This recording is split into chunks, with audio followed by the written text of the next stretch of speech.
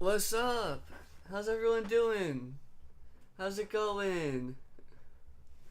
Welcome back. We're here to play more Doki Doki. Hello, Franklin. Hello, Clowning Around. Thank you for being here. The background music. Yeah, it's amazing. I know. I have great taste in music. I have picked only the finest songs for my streams. Alright, let's see. We should be getting close to creepy in this stream. I think we can make it this. I think we can make it this stream though. Either one or two more in-game days. Thinking only one though. So what do you think of the new little the new expression? I guess the new emotion. I don't know what to call this for my avatar. I literally just took two different pictures of a skull and a spine and then drew over it with the body. Alright, let me go back to normal. There we go. Alright. But yeah, that's good. Although if we don't, then don't hold your breath, because next stream is not going to be Doki Doki. It's going to be Buckshot Roulette, because that's when the update tomorrow is when the update finally goes to the itch.io version, which means I'll finally be able to see what the new content is. Luckily, I have not been spoiled yet. I think the only thing I've really been spoiled on is through thumbnails, so jack shit. It fills me with goofy. Yes. Alright. One thing I figured out today, though. Okay, so on Monday this week, I had an MRI scan done because of a seizure I had a while back. That if you were here at that time, you would have heard about it. If not, then yeah, I had a seizure a while back during a cherry blossom festival. We were on the way to the fairgrounds. I had a seizure. Shit was crazy. I didn't know where I was. But yeah, so I had an MRI scan to see what was going on. I have a cyst in my brain. Or what we think is a cyst. We're gonna have to go to more doctors to find out, but they believe it's a cyst in my brain. Luckily, it's not anything too terrible, and most likely won't require anything major like surgery or anything. So yeah, there's that piece of information. Now I have cyst brain. I've learned to like Buckshot Roulette. Low-key wanna try it IRL. Whoa! Dude, that sounds like a fun idea. IRL Buckshot Roulette, that's a $1 million idea. $1 million in health insurance, but I fucking pray it's not major. Yeah, it's from what we know now, it's not major. Again, we're gonna have to go see someone about it and make sure we know exactly what it is. But we do believe it's. They said it looked like it was just a cyst, so that it's not gonna be too hard to take care of, I guess. I didn't know cysts could be in my brain. I didn't know I could have a cyst on my brain. Maybe that explains why I'm so stupid. Alright. Well, it's been a good 3 minutes since we got past the startup stage. Let's go ahead and do the Doki Doki. Let's get the game started up. Don't open Steam instead of Doki Doki. I will hurt you. Do the thing. Open game. Open sesame.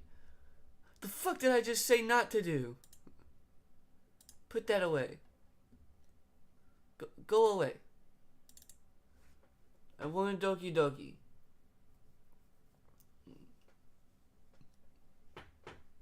An error occurred. The app running. Okay, now it's running. How dare you gaslight me? Alright. Now let's take a look-see here. Change the scene. Yeah! Yeah! Yeah! This is gonna take a second. It's a little stupid. If you die on me, then I'm making your ghost stay with me as a roommate. Oh my god. The ghost of Molly McGee.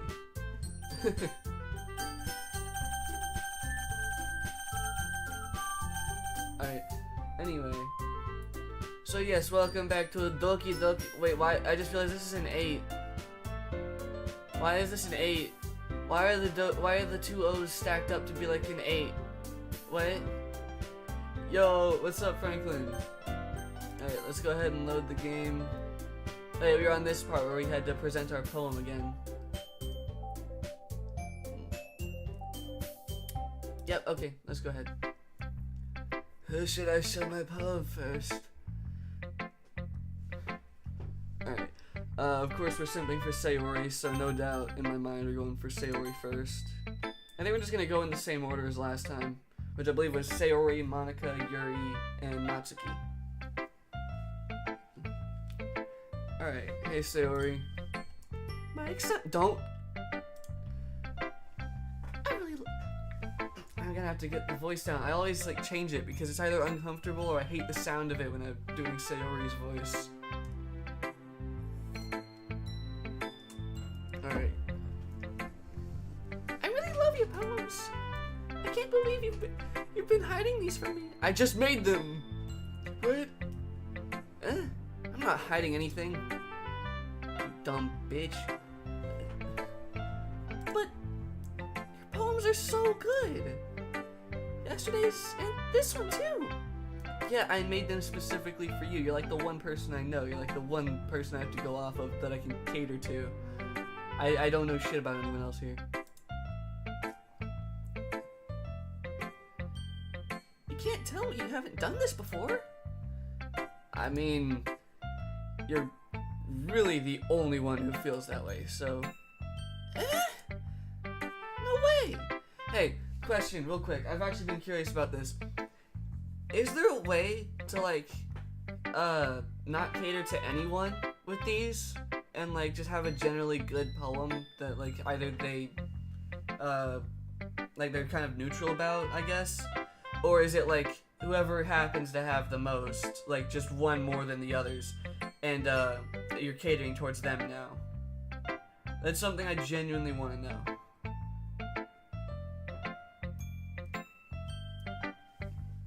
I should have saved that for whenever I had to make the next poem, but you know what? Fuck it. I don't care. Not even Natsuki? Well, I guess Natsuki is the least likely to admit how much she likes something. But I don't think it's that. What do you mean? Excuse me. No, you always have to cater towards someone by default. But... Oh, wait. Oh, is this gonna be like a thing where if there's a way to cater to all of them? Oh, let me guess. Okay, so for each poem you have to cater towards a different one each time. And if that's not entirely right, then there's also a specific order you have to do it in? Am I right about that? And which ones am I right about? What do you mean? Well, I guess to be honest about it, it's a lot easier to write poems when I'm thinking about you. No one else, just you. Head empty, only Sayori. Marry me! Why do you make that noise? Why are you making that noise like a police siren? What the hell? Oh no. No, not the police! No, Sayori, the feds have gotten you! Shit, I knew I should have hid the edible Scooby snacks. Stop thinking weird things, idiot. I just mean that you're a really expressive person, I guess. How am I supposed to write poems about my own stupid life? But you somehow make everything in your life an adventure. Even the little things. Like cooking. Let's not talk about that. My house almost burnt down, Sayori. You could have killed me. You could have killed me. Blood would have been on your hands, Sayori. I would have blamed you, by the way. All the blame. My family would hate you. You're partially right. You have to do poems catering towards each and go through all their scenes. But then you have to go back to the first poem, do it all again, but with another girl. Oh, that's cool. I'm here it's kind of complicated, but it gives a different ending. Okay, so I cater towards one girl, go back, cater towards another, go back, cater towards another. Got it. Hello, it's nice to meet you. Hey, Alistair, welcome to the stream. There's not a lot of people here, especially compared to yesterday.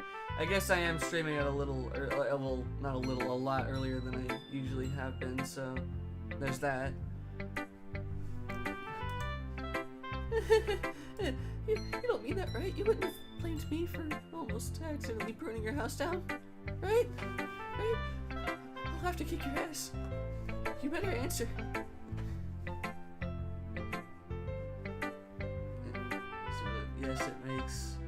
Yes, it takes a lot of saving and redoing.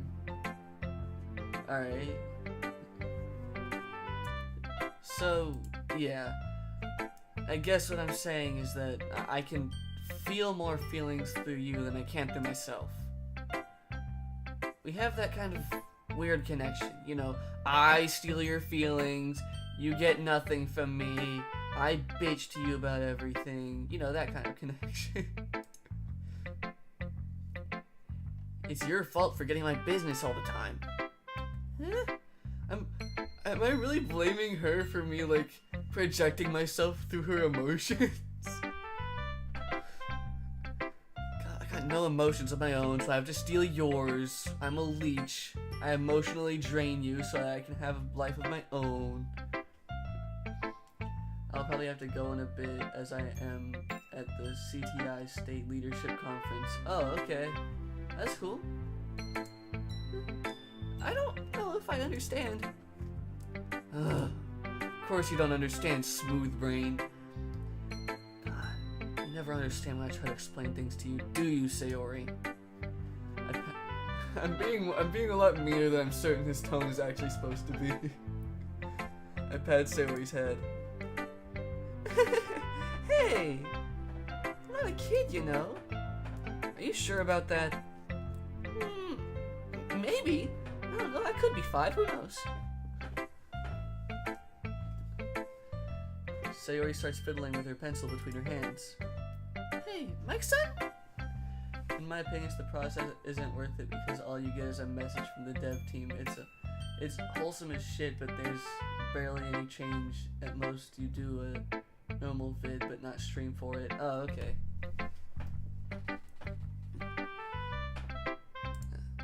Will you give me your poem? I kind of want to keep it. Huh?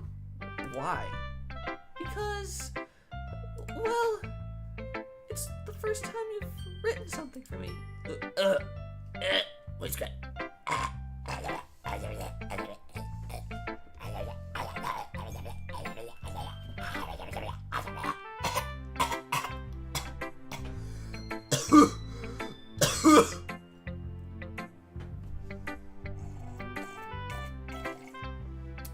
Coffee.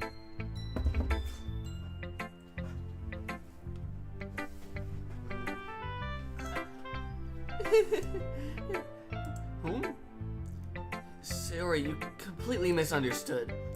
I didn't write this for you. Sayori depression arc. Oh no.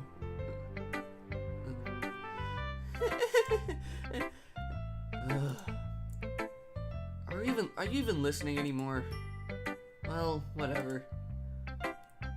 I'll give it to you when we go home. Really? I broke my pencil. You got so excited that your brute strength broke the pencil. Oh no. Sayori hastily bends down to pick up the piece she dropped. You realize that she wasn't even clenching the whole thing. She broke that with 2 fingers. Damn, Sayori's a lot stronger than you thought. She could probably kick your ass. She could probably honestly launch you across the room right now if she wanted to. You think about that for a second. You think it's pretty cool. Hey, I'm gonna eat in a sec. Can you guess what I'm gonna be eating? Pizza. And if I'm wrong, then I'm incorrect.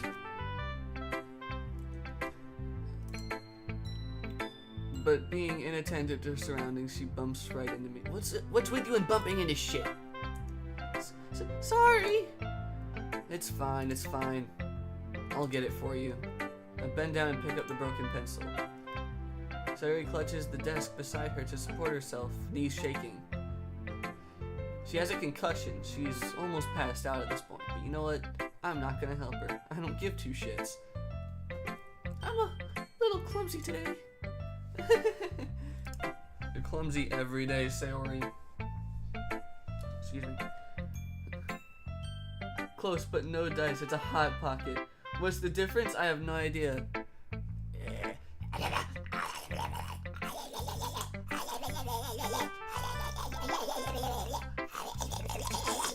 Anyway. Let's sit down, Sayori. Yeah. I grab Sayori's arm and help her sit at the desk. How did I feel about your nat 20 yesterday? Impressive. Your mom. What? Okay. I want to say something.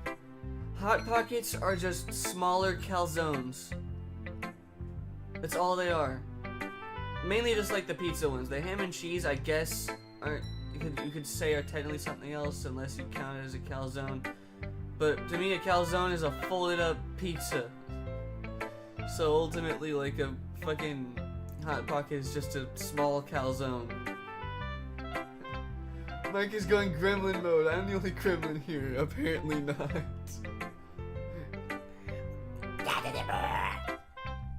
Oh, shit. I opened two. Okay, there we go. I closed the second Viato Mini I opened. There, I pressed the wrong button. Okay, there we go. I grab Sayori's arm and help her sit at the desk. Anyway, I still haven't read your poem. Oh, sorry, I forgot about that. But it's not as good as yours. Jeez, don't worry. I'm sure I'll like it.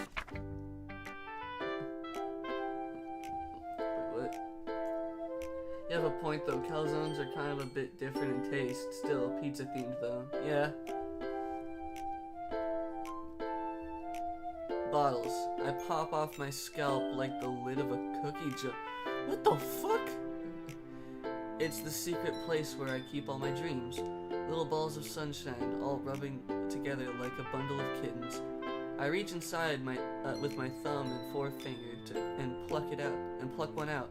It's warm and tingly, but there's no time to waste. I put it in a bottle to keep it safe, and I put the bottle on the shelf with all the other bottles. Happy thoughts, happy thoughts, happy thoughts in bottles, all in a row. My collection makes me lots of friends. Each bottle is starlight to make amends. Sometimes my friend feels a certain way. Down comes a bottle to save the day. Night after night, more dreams. Friend after friend, more bottles. Deeper and deeper my fingers go, like exploring a dark cave, discovering the secrets hiding in the nooks and crannies, digging and digging, scraping and scraping. I blow dust off my bottle caps. It doesn't feel like time elapsed. My empty shelf could use some more. My friends look through my locked front door. Finally all done, I open up, and in come my friends. In they come, in such a hurry. Do they want my bottles that much? I frantically pull them from my shelf, one after the other, holding them out to each and every friend, each and every bottle. But every time I let one go, it shatters against the tile between my feet. Happy thoughts, happy thoughts, happy thoughts in shards all over the floor. They were supposed to be for my friends who aren't smiling. They're all shouting, pleading, something, but all I hear is echo, echo, echo, echo, inside my head. I like making poems, yeah. Okay, at first I was thinking like, it was something like bottling up your emotions, and I think that might be part of it, considering like literally she's bottling up emotions, but I also think it's something about how, I don't know, maybe it's like she puts on an act to like try to make her friends happy, but she's not actually all that happy deep down. Or it's like really straining her to keep doing this, to keep trying to be the one to make sure everyone's happy and all right. I feel like that's kind of where that's going.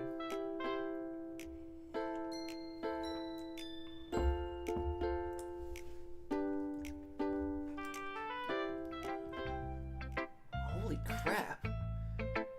Sayori, did you really write this? Of course I did! Didn't I tell you yesterday I was gonna write the best poem ever? Yeah, but I can explain bottles in detail if you wish. Well, at least in as much detail as I can. I love bottles. Yeah, bottles! I love glass bottles specifically because if I smash one over someone's head, it can knock them out. And even if that doesn't work, it turns into a shiv. Or I can make Molotovs, and that's even more fun. Yeah, but I mean, I didn't expect something like this coming from you. Monica taught me a whole lot, and I've been really in touch with my feelings recently. I see that. It's almost kind of creepy. Like, you might do something terrible. Like, I don't know why it gives me that feeling, but just something tells me this is not going somewhere I want it to go. It's really impressive.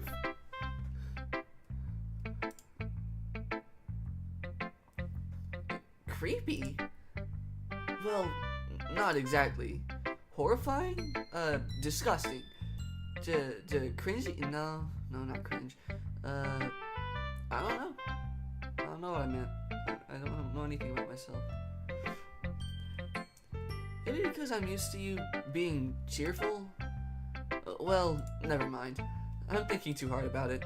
The point is, it came out good. You should be proud of it. Oh, thanks! I feel like I was meant to express myself this way. Why did I got out of the voice again. Fuck. Fucking shit, fuck, ass. It even helps me understand my own feelings a little bit better. Writing is like magic. You've gotten pretty passionate about this, huh? Bottles is basically her saving and putting away her own happiness to give to her friends. As long as her friends are happy, she's happy, or so she believes. She can't feel happy; it just shatters. Oh, yeah. I think that's kind of. I guess I was kind of close then, right? Or I guess I didn't like explain the metaphor like that, but I did kind of like understand it, I suppose. But yeah, that makes sense.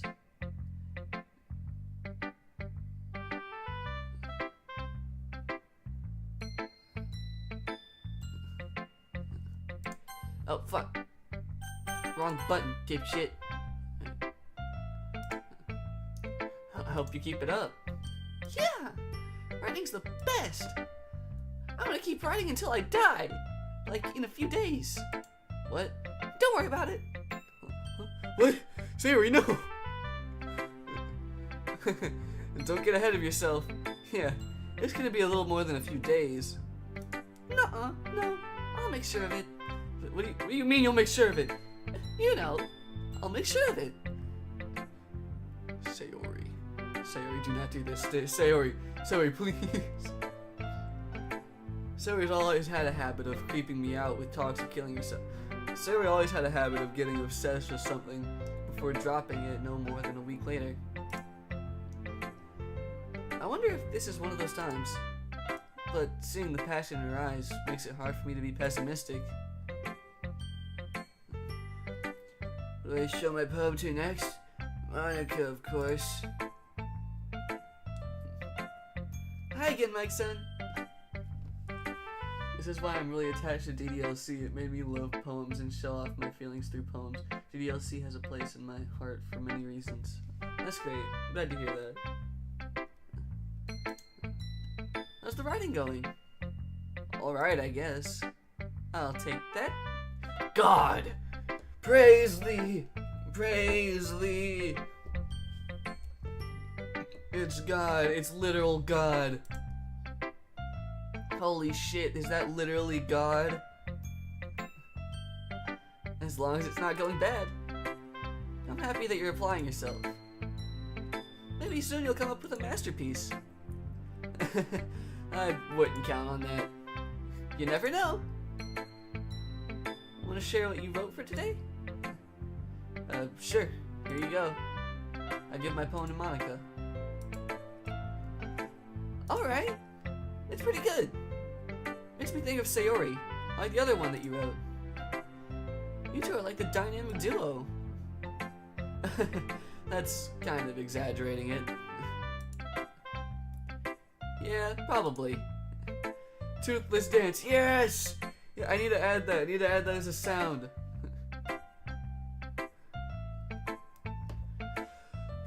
But you do spend a lot of time with her, even in this club.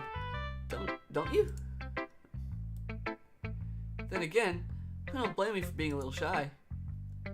I'm not shy, it's just... I'm just teasing. I know it takes a bit of time to make friends with everyone. But Yuri and Natsuki are super interesting people, so don't be afraid to give them their share of time. Okay, from the little I know about this whole thing, I don't really want to talk too much about what I know because then it might refresh shit and I don't want to be not surprised by this. But I have already thought about it, so whatever. Apparently, I think it was like Monica wants to make her own ending for the game, which is why she does the crazy shit she does, because like the game didn't actually give her an ending. So I find it interesting how like she talks about Natsuki and Yuri, but not herself. Like she has to talk about it like that, at least for right now. I recommend you check your files, by the way, when we start getting to the creepy bits. Check the DDLC files, keep an eye on those. Alright. You want me to check them like right now, or...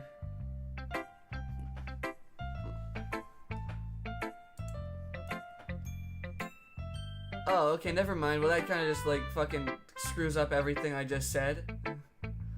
Well then. I get fuck me then. Alright. I will not confirm or deny anything you're saying about the lore. Thank you.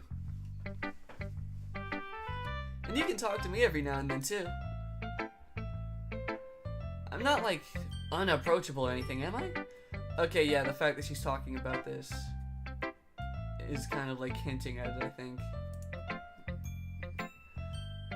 No, it's nothing like that. I'm just not allowed to. You know, the laws of the universe won't let me talk to you all that much compared to the other girls. Hell, even when I'm making a poem, I'm not allowed to cater towards you. It has to be the other girls. I'm just still getting used to being here, that's all. Check them now, later, it doesn't matter, just check the files in general if you need to.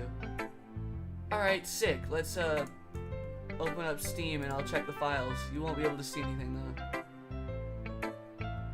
Let's see, go to, there we go.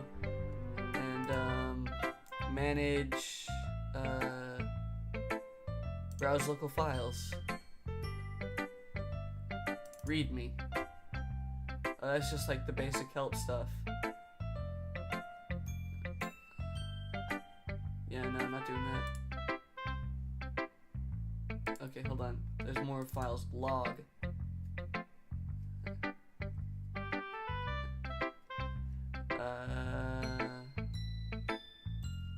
This is just a bunch of files I don't understand. Alright. Nope. Keep looking. DTLC Google. Copyright, Renp, lib, game. Saves, audio, first run.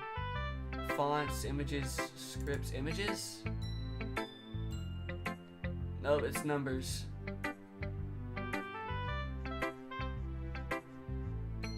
I guess it's because it's opening in notes. Let me see if I can open it somewhere else.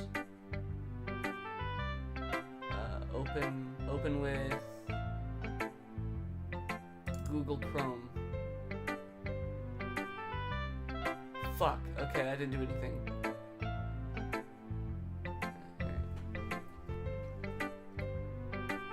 I know something you don't know. You'll know when something changes. Okay. One last time, I'll look at the characters. They're all Google things for right now, for some fucking reason. DDLC app, game, live, rent. Okay, yeah, I'll check that later. Back to the game.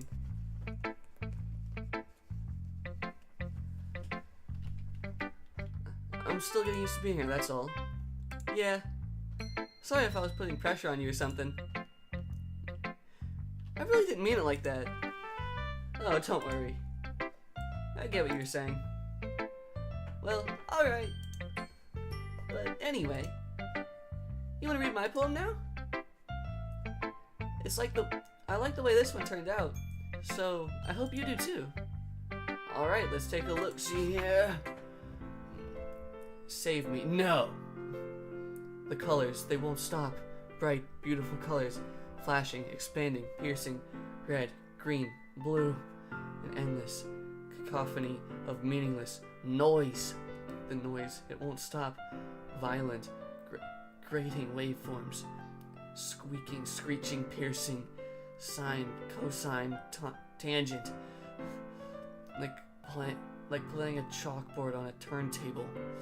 Like playing a vinyl on a pizza crust. An endless poem of meaningless. Load me. Whoa. Save me, load me.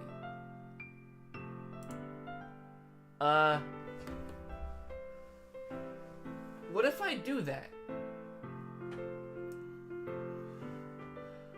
What if I save? Was I supposed to save before this, or can I save after? Because I can't save right now. Oh, I can. I can save right now.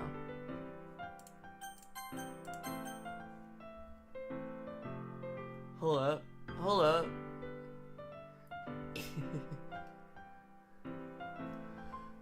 Okay.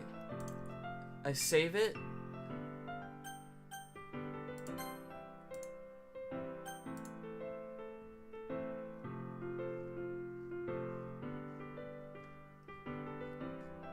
Hold on. One more time.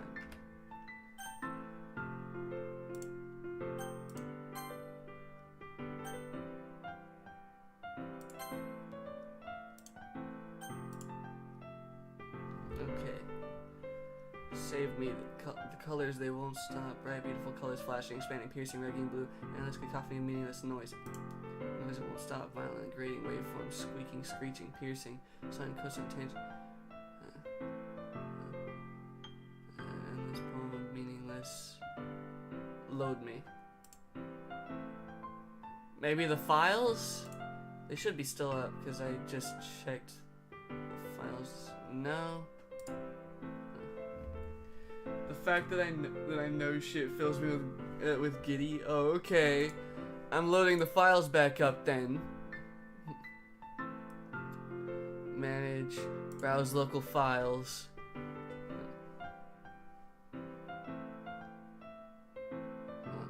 Characters, DDLC, game, lib, renp, copyright, DLC. Was that there before? Able to find software to open this file. DDLC.sh. And more about .sh format.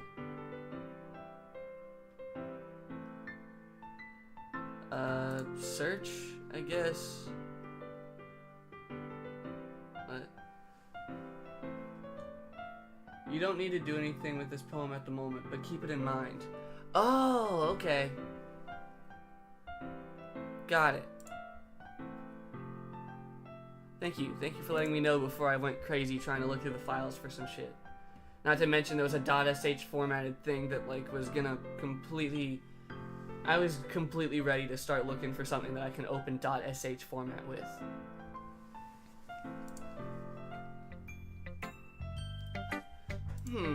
Wait, It's even more abstract than your last one, huh?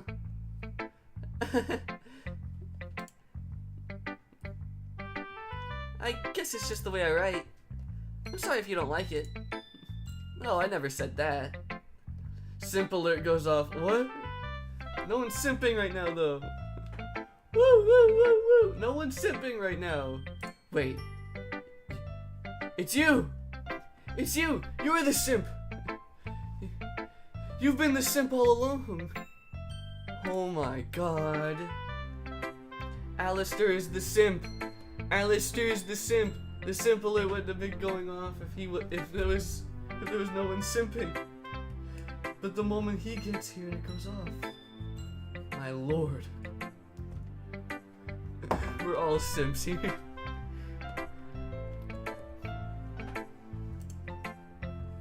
It's just a kind of thing I've never really seen before, I guess. I kind of like playing with my space on paper. Choosing where and how to space your words can totally change the mood of the poem. It's almost like magic.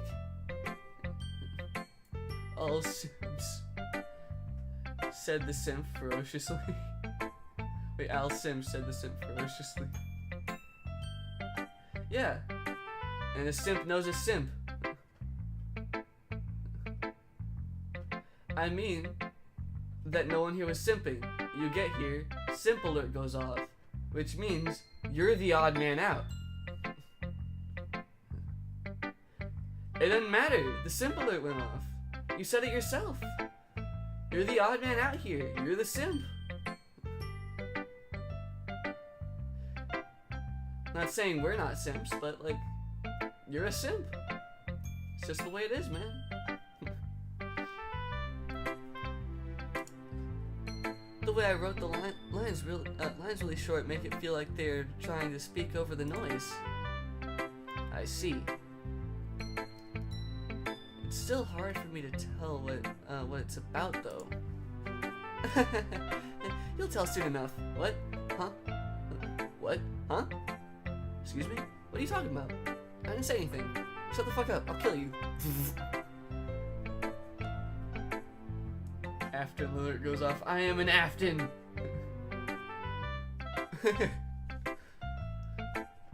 Sometimes asking what a poem is about isn't the right question. A poem can be as abstract as a physical expression of a feeling, or a conversation with the reader. I see you. So putting it that way, not every poem is about something. Anyway, here's Monica's writing tip of the day. Monica is no longer in the building. Monica has been taken over. Monica is no longer speaking. I am not Monica. You are not Mike's son. You are real. I want what you have. Anyway. Sometimes you'll find yourself facing a difficult situation. When that happens, don't forget to save your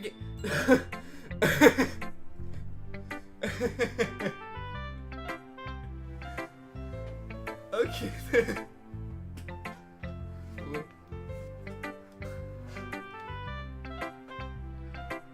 Oh my god, of course, Monica just right now decided to break the fourth wall. She said the thing. What does the thing mean? Oops, I was behind in the stream. Oh, damn.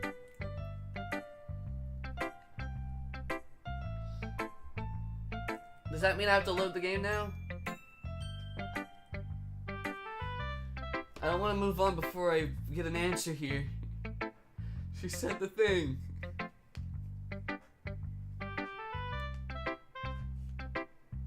The thing!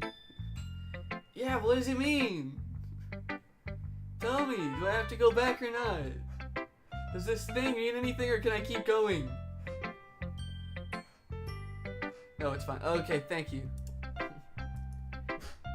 You never know when you might change your mind. Or when something unexpected may happen. No, not yet. It's just helpful advice from God. Oh, okay, got it.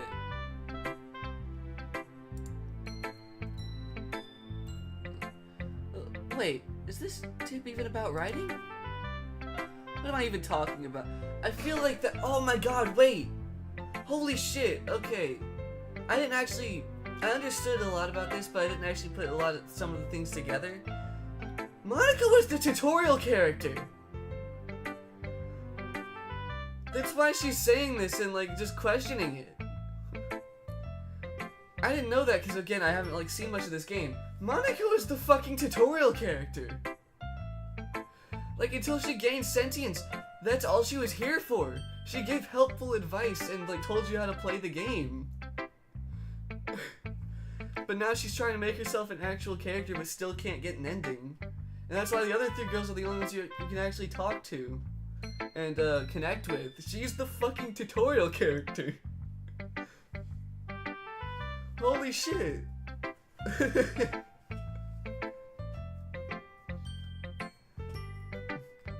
Hasta la vida loca. What?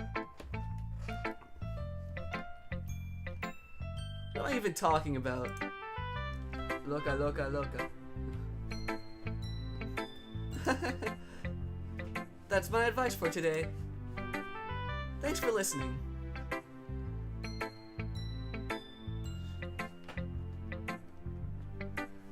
Oh my god, that's fucking great that she's just the tutorial character.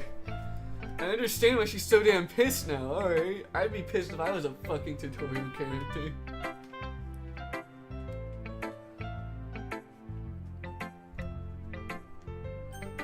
Alright. Let's go, Yuri. Let's see what you've written for today. Well done, Mike-san. Your skills are already improving. Really? Thanks, Yuri. Coming from you, that means a lot. Huh? It's nothing. Damn, did Clown leave? I don't know.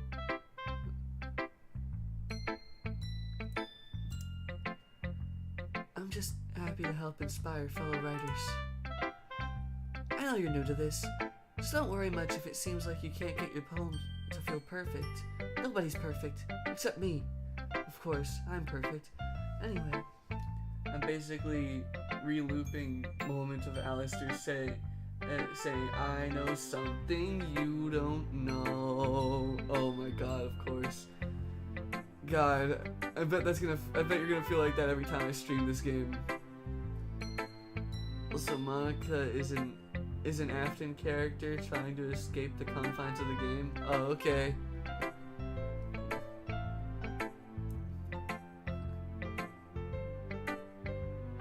Wrong, sort of. What?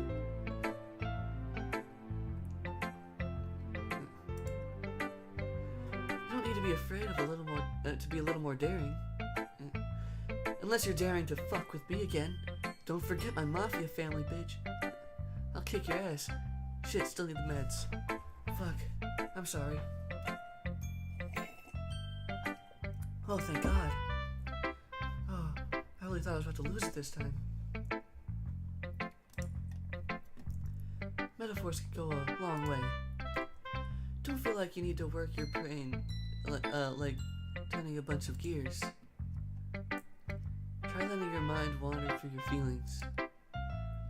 And write down the things you see and hear. That's one way to truly enable your reader to see into your mind. This Shop and Monica are not the same. Yeah, that's true. Clown, I actually know something you don't. Whoa. I don't fucking care, shush. That's one way to truly enable your reader to see into your mind. Literally, I'll open your scalp right now and see your brain. Ew, is that a cyst? Gross. I didn't even know they could be there. It's a very intimate exercise. I see. That's a certainly interesting technique. Thanks for sharing. I have, well, an example of that, if you'd like to read it. Of course, that's what I'm here for. Why the fuck would I be here if I didn't read your poem? Is this the poem you wrote for today? I got my Hot Pocket. Alright, now heat it up even more and throw it at homeless people.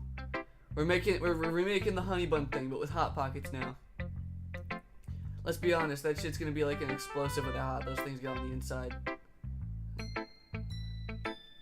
And just build up heat and pressure until eventually, like, you throw it and it just explodes on impact. Yuri nods and timidly hands me her poem. Timidly. The raccoon. The raccoon. It happened at the dead of night while I was slicing bread for a guilty snack. My affection was caught by the scuttering of a raccoon outside my window. That was, I believe, the first time I noticed my strange tendencies as an unordinary human. I gave the raccoon a piece of bread, my subconscious well aware of the consequences, well aware that a raccoon that is fed will always come back for more. Excuse me. Shit, hold on. The exciting beauty of my cutting knife was the symptom. The bread, my hungry curiosity. The raccoon, my urge? An urge, yeah. The moon increments its phase and reflects that much more light off my cutting knife. The very same light that glistens in the eyes of my raccoon friend. I slice the bread, fresh and soft. The raccoon becomes excited, or perhaps I'm merely projecting my emotions onto the newly satisfied animal. The raccoon has taken to following me. You could say that we've gotten quite used to each other. The raccoon becomes hungry more and more frequently, so my bread is always handy. Every time I brandish my cutting knife, the raccoon shows me its excitement. A rush of blood. Classic. What? Classic conditioning. Slice the bread, and I feel myself again. Holy shit, she cuts herself! Hello, Monica. Welcome to the stream. And I feed myself again. Oh, and I feed myself again.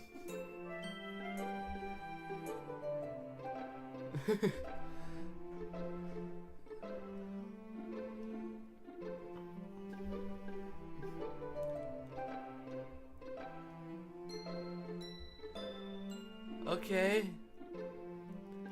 Alright then. God in chat, not the real Monica? Whoa. I was a little more daring with this one than yesterday's. I can see that. It's a lot more metaphorical. You cut yourself, don't you? What? No, I don't do that. No. Why would I ever do that? No. That would hurt.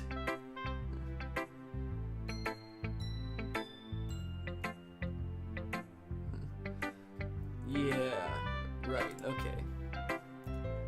I don't know if it's my fault, but I can't begin to imagine what this poem is about. Possibly self-harm, I don't know. So many alts of real Monica. Damn.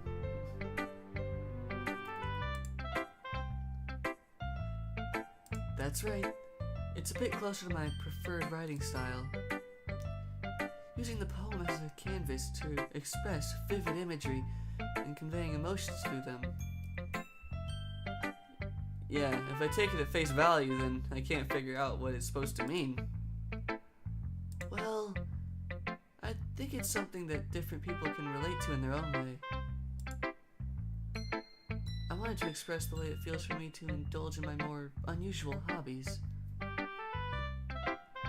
Oh yeah, like I think you read weird shit, don't you? You like to read a lot of weird shit. You fool! I have 70 alternative accounts! Alright.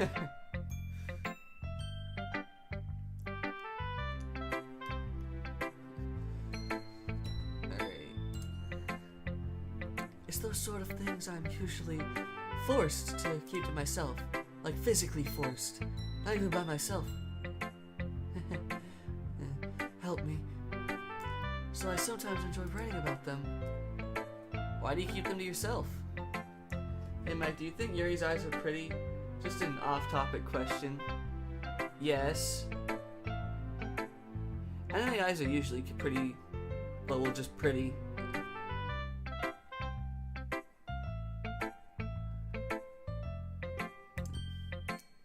Because they're embarrassing, and people would make fun of me.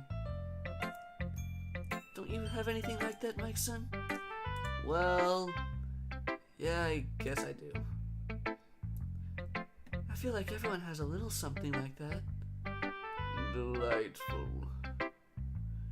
Yes.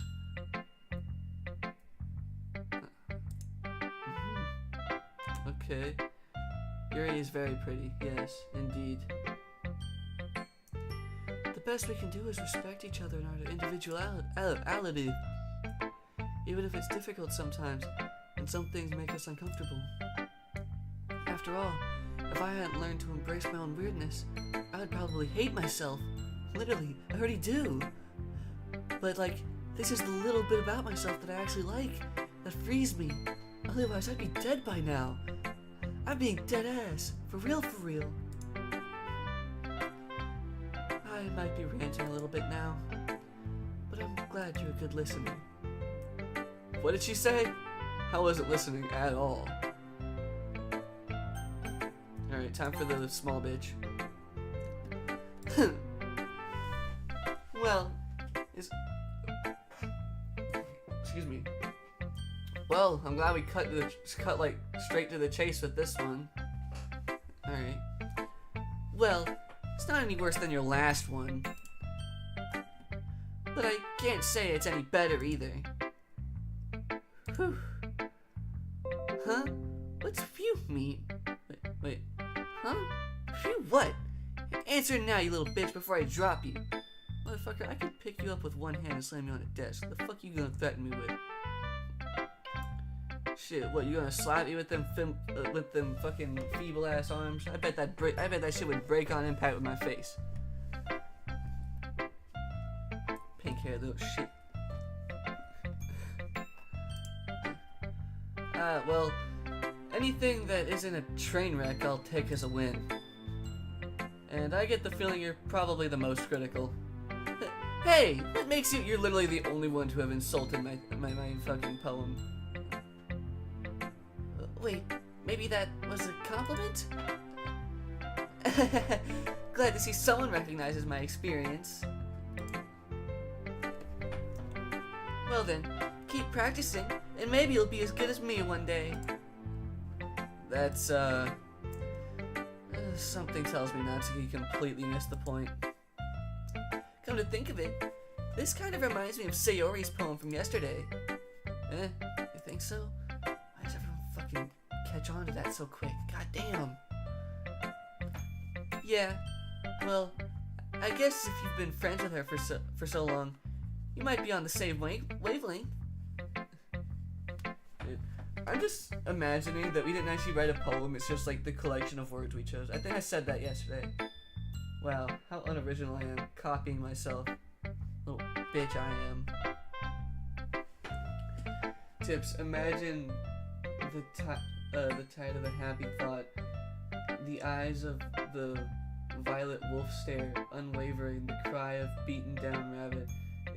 It's all in a sudden turn, just a game. Like my mini poem, it is a very good mini poem. I do very much like it.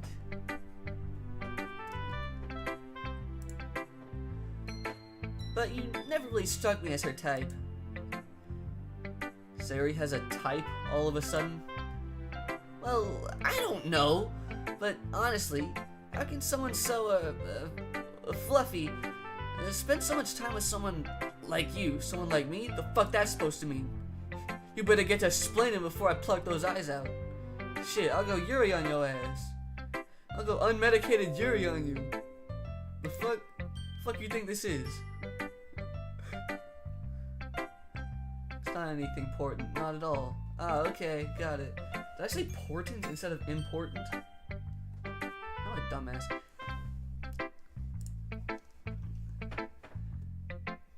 It's like she's dragging around dead weight. Ugh, that was a little unnecessary.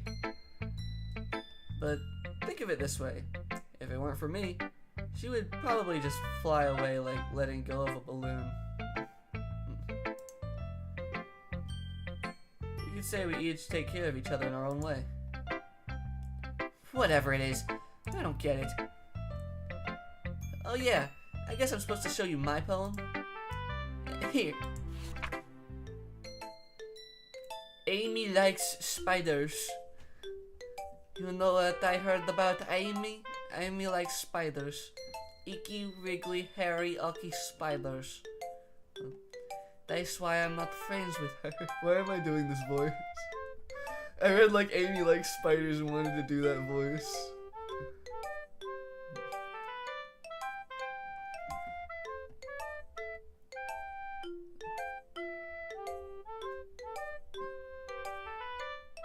Amy likes spiders. Amy has a cute singing voice. I heard her singing my favorite love song. Every time she sang the chorus, my heart would pound to the rhythm of the words. But she likes spiders. That's why I'm not friends with her. One time, I hurt my leg really bad. Amy helped me up and took me to the nurse. I tried not to let her touch me. Excuse me. She likes spiders, so her hands are probably gross. That's why I'm not friends with her. Amy has a lot of friends. I always see her talking to people. She probably talks about spiders. What if her friends start to like spiders too? That's why I'm not friends with her. It doesn't matter if she has other hobbies. It doesn't matter if she keeps it private. It doesn't matter if she doesn't hurt anyone. It's gross. She's gross. The world is better off without spider lovers. And I'm gonna tell everyone. What the fuck? I don't even understand this one. She talking about Yuri? Is this like a whole fucking poem dissing Yuri or some shit?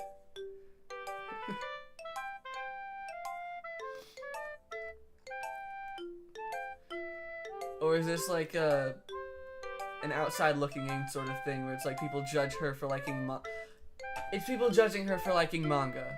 She's scared of what people will think of her if they find out she likes manga.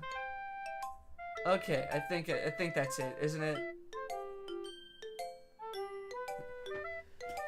Natsuki for real giving the good messages here with her poems. Fuck spiders. That's the message we all needed to hear, baby. Not bad, right? It's quite a bit longer than yesterday's. Yesterday's was way too short. Yes. I was just warming up. I was cold as shit yesterday, honestly. You understand very well. Yes, I do. I do understand very well. Good job. I am very good at this. I am so good at poem figuring outing. Amy likes spiders is yes. People judging Natsuki, but is kind of towards Yuri in a sense, if I remember correctly. Oh, okay. It's a mix of the two. I hope you didn't think that was the best I could do. God, no. Someone in the literature club writing that piece of shit? Yeah, that would have been terrible if that was the best you could do. God. No, of course not. Anyway, the message is pretty straightforward in this poem. I doubt I have to explain it. Sometimes you can explain complicated issues with much simpler analogies. Yeah, we kind of discussed this yesterday when you and Yuri had that shitty-ass, fuck-ass argument. And it helps people realize how stupid they're being. Like, anyone would agree that the subject of this poem is an ignorant jerk. The subject... Do you know people like that? Of course, it's about how everyone thinks my. That doesn't matter. It can be about anything. I wrote it to be easy to relate to. Everyone has some kind of weird hobby or a guilty pleasure. That seems like a theme with some of these poems today.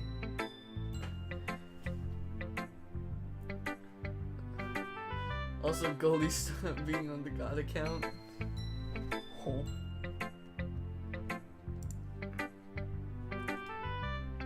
Something that you're afraid of people find out, to make fun of you or think less of you. But that just makes people stupid. Who cares what someone likes, as long as they're not hurting anyone and it makes them happy? I think people really need to learn to respect others for liking weird things. Huh, that's funny. Yuri read about something similar today. Huh? Did you say Yuri? Yeah. She said her poem was about an unusual hobby of hers. I didn't really get it, but she said something similar to you. That people shouldn't make each other feel insecure about those things. Really? Well, I mean, Yuri's pretty weird, so I wouldn't doubt that she has some weird hobbies. Not that there's anything wrong with that. It's not like I would judge her anything. The more time goes on, the deeper or darker the poems can get. Yes. Yes. Good. Natsuki has trouble finding words. They keep running from her because they're all scared of her. Not because she's dangerous. She's just kind of a bitch.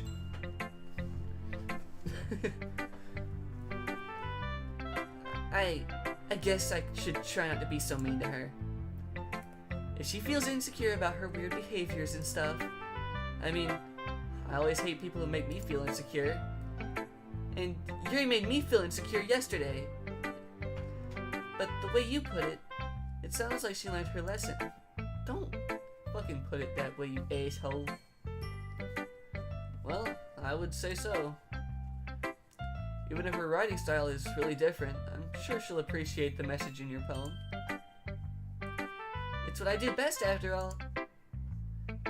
I don't like writing unless there's a good message to take away from it. Yes, good, you'll regret that statement. No, I won't.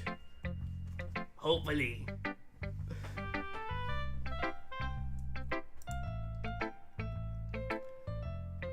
Like, conveying emotions is important. But I want to make people think, not just feel. Remember that. I'm gonna write a good one for tomorrow, too. So look forward to it. Yippee! Okay, everyone. We're all done reading each other's poems, right? I have something extra planned today, so if everyone could come sit at the front of the room. Is this about the festival? Well, sort of. Ugh, do we really have to do something for that festival? It's not like we can put together anything good in just a few days. We'll just end up embarrassing ourselves instead of getting any new members. That's a concern of mine as well. I don't really do well with last-minute preparations. Oh, yes, you will, dear Merkbot. I know something you don't. Of course, that again.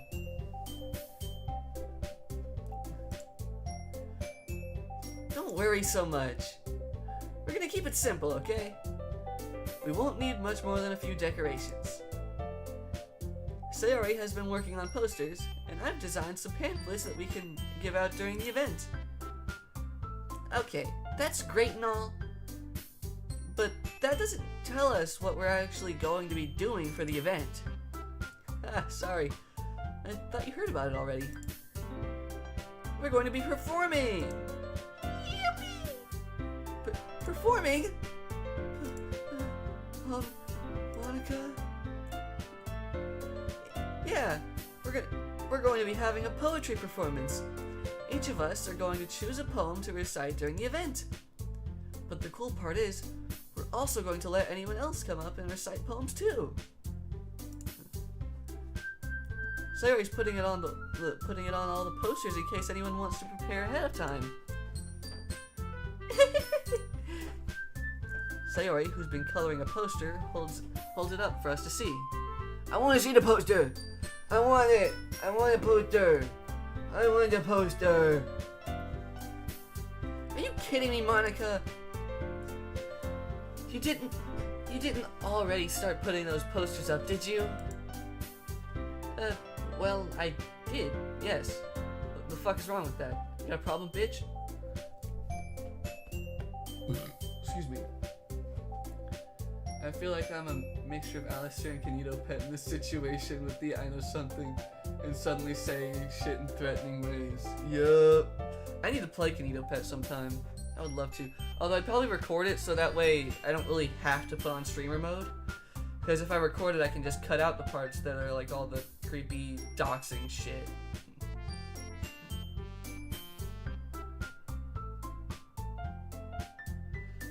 Anyway.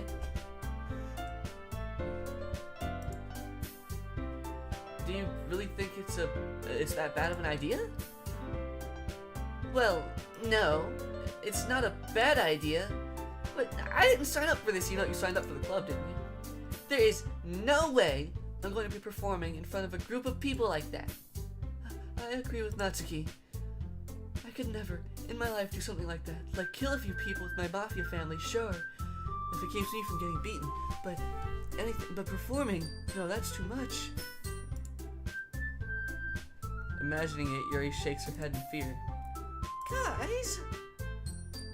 No, Sayori. I understand where they're coming from. Remember that Natsuki and Yuri have never shared their poems with anyone until just a couple days ago. It's a lot for them to... It's a lot to ask for them to recite their poems out loud to a whole room of people. I learned that streamers actually don't get doxxed. I think Kanito Pet detects you streaming and just decides not to dox you. But if you want to stay safe, that's okay. Yeah, that's if you activate like a streamer mode, I think. But you know what? I could record it and just like figure out anyway. Fuck around and find out. But if I could stream it and just turn on streamer mode, but still, I kind of want to record it so I can still get like the experience without having to turn on streamer mode. Anyway,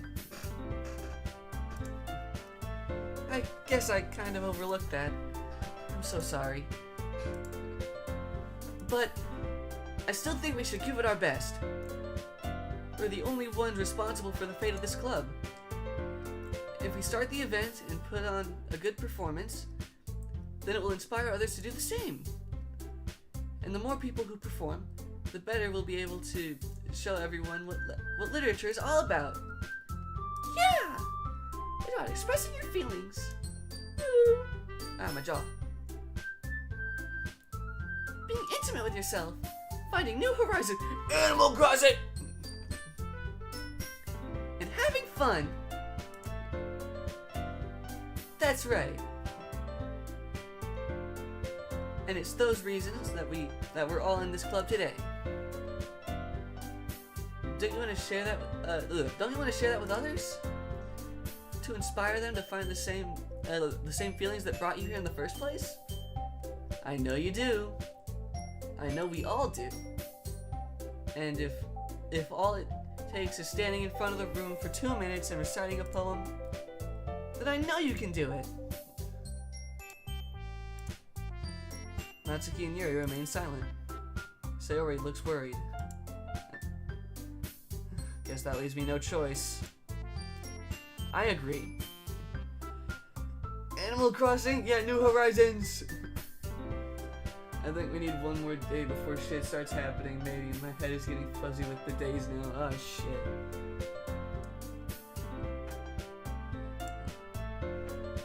I don't think it's too much to ask. I think that Sayori and Monica have been trying really hard to get new members. The least we can do is help them out a little bit. Well, maybe, but looks like Natsuki doesn't have any arguments left.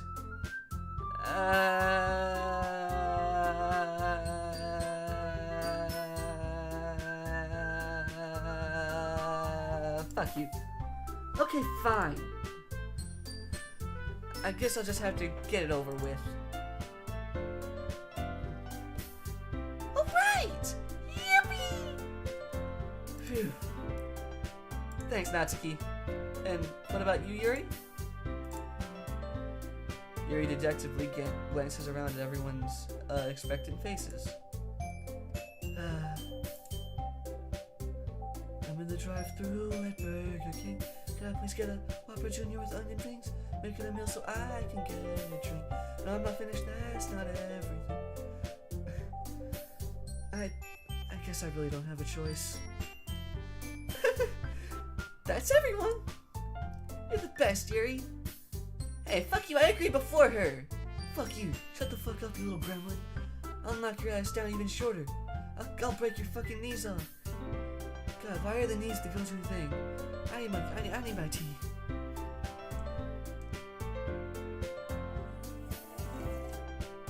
Oh, thank goodness.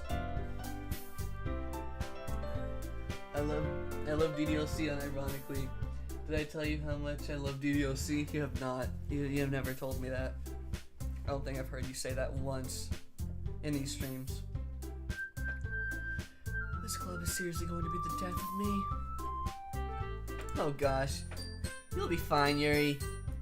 But anyway, let's move on to the main event. Killing Yuri. What? Yeah, remember when I said that you would be fine? I fucking lied. I want each of you to choose a poem of yours. I thought you just said, shut the fuck up, that didn't happen.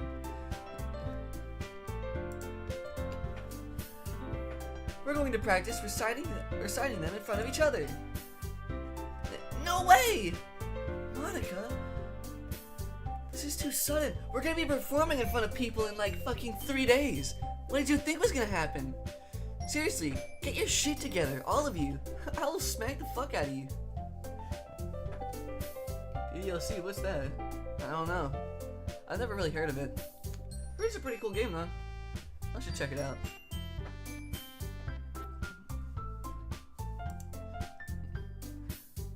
Oh no. Don't worry. I'll start off to help you feel a little more comfortable. Can I go next? Of course. Now, let's see. Monica flips through her notebook to the specific poem she has in mind for herself. I need to introduce y'all to DDLC after this stream of this random goofy game. It's so good. Yeah, please do. She then stands behind the podium. My fellow Americans. Now starts giving the fucking I have a dream speech by Martin Luther King Jr. The title of this poem is The Way They Fly.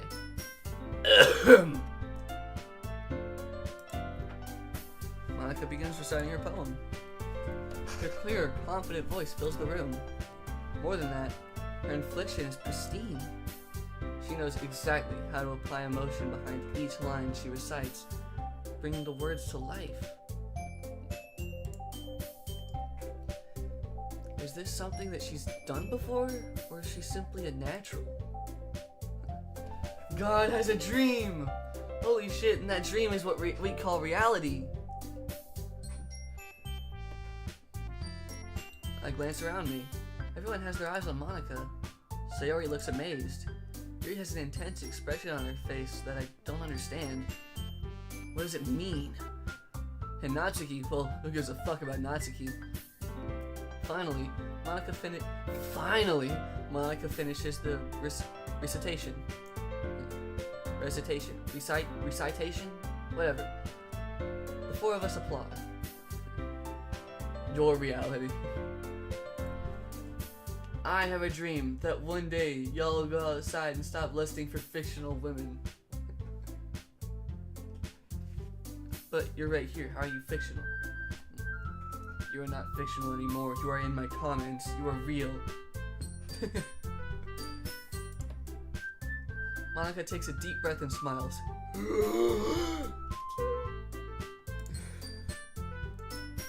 That was so good, Monica! Thank you very much. I was just hoping to set a good example. Genuinely stop, Goldie. Next time I will get... I will genuinely insult you, respectively. Are you ready to go next, Sayori? I'll go next. Oh, what? Yuri's fired up all of a sudden. Yuri clutches the sheet of paper between her hands and stands up. Keeping her head down, she walks quickly over to the podium. This poem is called... Yuri anxiously glances at each of us. You can do it, Yuri! It's called After Image of a Crimson Eye. Yuri's voice shakes as she starts reading the poem. Just a moment ago, she practically refused to do this. Why is she suddenly putting in so much effort? Probably because we only have a few days to do this, so if she doesn't step it up now, she'll just kind of fuck up on the day that we have to actually do this. As Yuri gets past the first couple of lines, her voice changes. It's almost like what happens when Yuri is getting absorbed into her books. Her quivering words transform into the sharp syllables of a fierce and confident woman. Yeah, she's going up. She's getting in the zone, the ADHD zone, baby. Hyper focus. No one else exists for the moment. Only that poem. Crimson Eye. Flashbacks to Hunter x Hunter.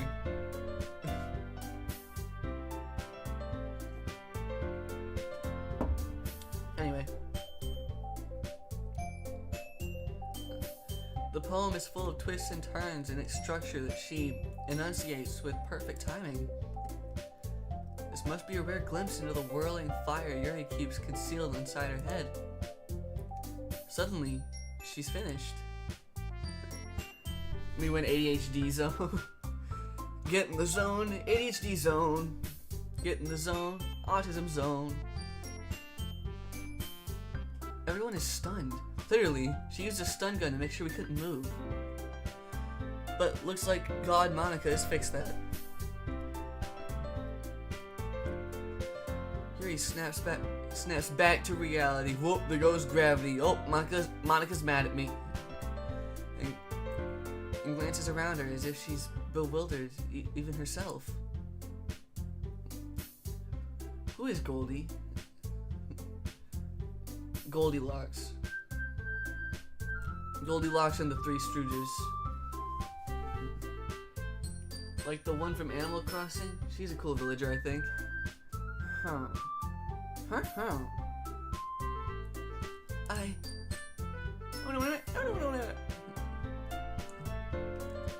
It's up to me to save this situation. I'm the first to start applauding. Everyone joins me afterwards, and we give Yuri the recognition she deserves. It's not that we didn't want to applaud for her, but we were caught so off guard that we must have forgotten. As we applaud, excuse me. As we applaud, Yuri holds the poem up to her chest and rushes back into her seat. Yuri, that was really good! Dude, let's dance! Thank you for sharing. Looks like Yuri is down for the count. Mike Tyson ran and knocked her ass out and ran out. It was pretty crazy. It was really cool too. I think Natsuki ran off trying to get his autograph. I didn't know she was such a big Mike Tyson fan. Shit. Okay, I guess I'm next then. Sayori hops out of her chair and cheerfully walks up to the podium. This one is called My Meadow. Ah. Sorry, I giggled. Sayori. It's a lot harder than I thought. How did you guys do it so easily? Ah, like this, goes up and does it again. You ever just look at Yuri's posture and laugh? I'm sorry, but the way they drew Yuri's posture, back bent, L shape. Try not to think of it like you're reciting to other people. Imagine you're reciting it to yourself, like in front of a mirror or in your own head. It's your poem, so it'll come out the best way. What? Hold on, I'm fucking brain hurty. Okay. I see. Okay then. Sayori begins her poem. Somehow, it feels like her soft voice was made as a perfect match. It's almost like her soft voice was a perfect match for her own writing. It's kind of crazy to think about. Like, you really wouldn't expect that, would you? Anyway, the poem isn't aimlessly cheery like Sayori is. It's serene and bittersweet. If I were to read this on paper, I probably wouldn't think much of it, but hearing it come from Sayori's voice almost gives it a whole new meaning. Maybe this is what Sayori meant when she said she likes my poems. It's like I get to reach more deeply into someone I thought I knew through and through. Sayori finishes, and we applaud. I did it! I did it! I did it! I did it! Good job, Sayori! Even Mike's son liked it. I guess that's a good sign. What does that even mean? It came out nicely, Sayori. The atmosphere of the poem fits you really nicely. Fun fact, did you know you can actually look at old text again via the options at the bottom of the text box? Just a little thing. Oh yeah, history. Is there an important reason you felt the need to mention that?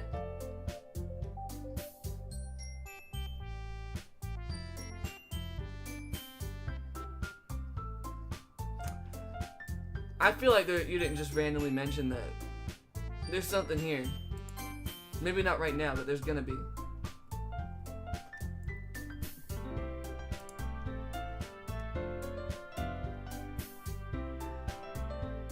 But it might be that other poems wouldn't work quite as well with that kind of delivery. Maybe, maybe not. Definitely, it's on the maybe side.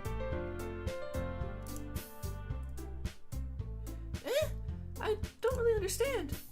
In other words, I've seen poems of yours where that sort of gentle delivery wouldn't work as well. They might need a little more force behind them, depending on what you're reading. Oh, I know what you mean. Well, I've been practicing that kind of thing. It's just embarrassing to do in front of everyone. Certainly isn't important right now. Certainly not. The next time, I'm gonna make you pick a poem that challenges you a little more. We don't have much time before the festival, you know. Okay. Now, who's next? Natsuki? Don't make me go before Mike's son. It's not like I can compare to you guys anyway. Might as well let Mike's son lower everyone's standards a little before I have to do it. Natsuki? It's fine, it's fine. I might as well get it over with. But it's not like I have much of a selection of what to read. I'll just have to go with what I wrote for today. I stand up and step in front of the podium. Everyone has their eyes on me, making me feel terribly awkward.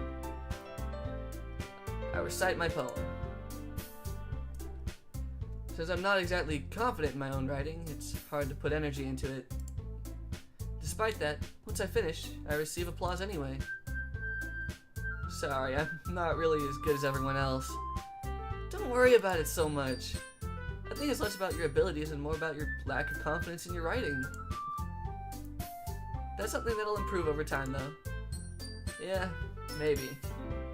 Maybe not. Many artists actually go a long time without ever gaining confidence, hating their own work more than anyone else ever could. And no one really knows why they do this, but, you know, it's just kind of a weird thing about artists. Hey, fuck you, Natsuki. She asked you to go next. Why the fuck did you make me do this? I'll also be reminding you to check the files later. Not now, but every now and then. Got it. Alright then. That just leaves you, Natsuki. Yeah. I'm going. Natsuki begrudgingly gets out of her seat and makes her way to the podium. The poem is called... It's called... Excuse me. What? Why are you all looking at me? You're the one on the fucking podium. You're about to speak. Because you're presenting. Anyway, the poem is called Jump. Fucking coward. Yuri was just as scared as you were, but she went first. Dumb bitch. Get off the stage! Boo! You suck! Natsuki takes a breath.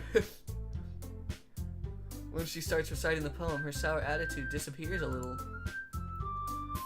While she's still a little unenthused, her poem has a rhythm and rhyme to it. It's Natsuki's trademark style, and it works surprisingly well when spoken aloud. The words feel like they bounce up and down as if given life to the poem. Natsuki finishes, and everyone applauds. She huffs back to her seat. She huffed really hard. She didn't even walk. She just like did a big huff, flew across the room back to her seat. And that's especially impressive since she sits at the very back.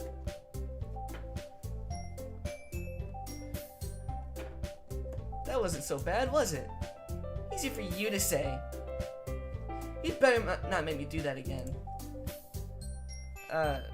Well, do you at least feel prepared enough to recite a poem in front of other people? I mean, doing it in front of other people will be way easier. I can put on whatever face I want for other people, but when it's just my friends, it's just embarrassing. That's a surprise, Natsuki. I think it would be the other way around for me. Well, that's just how it is, so maybe because it's called Jump. Oh. Man, I'm dead.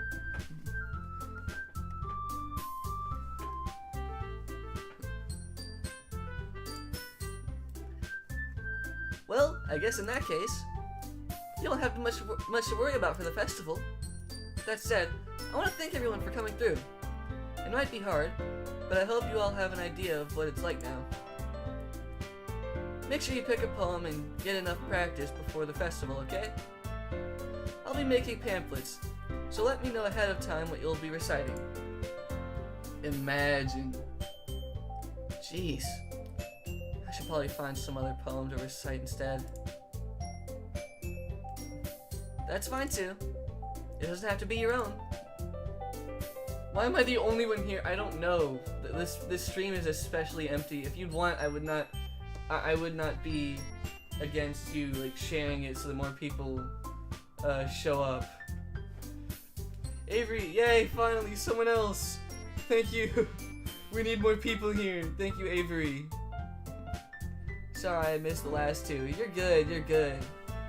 We're glad to have you here. I don't need to apologize for missing my streams.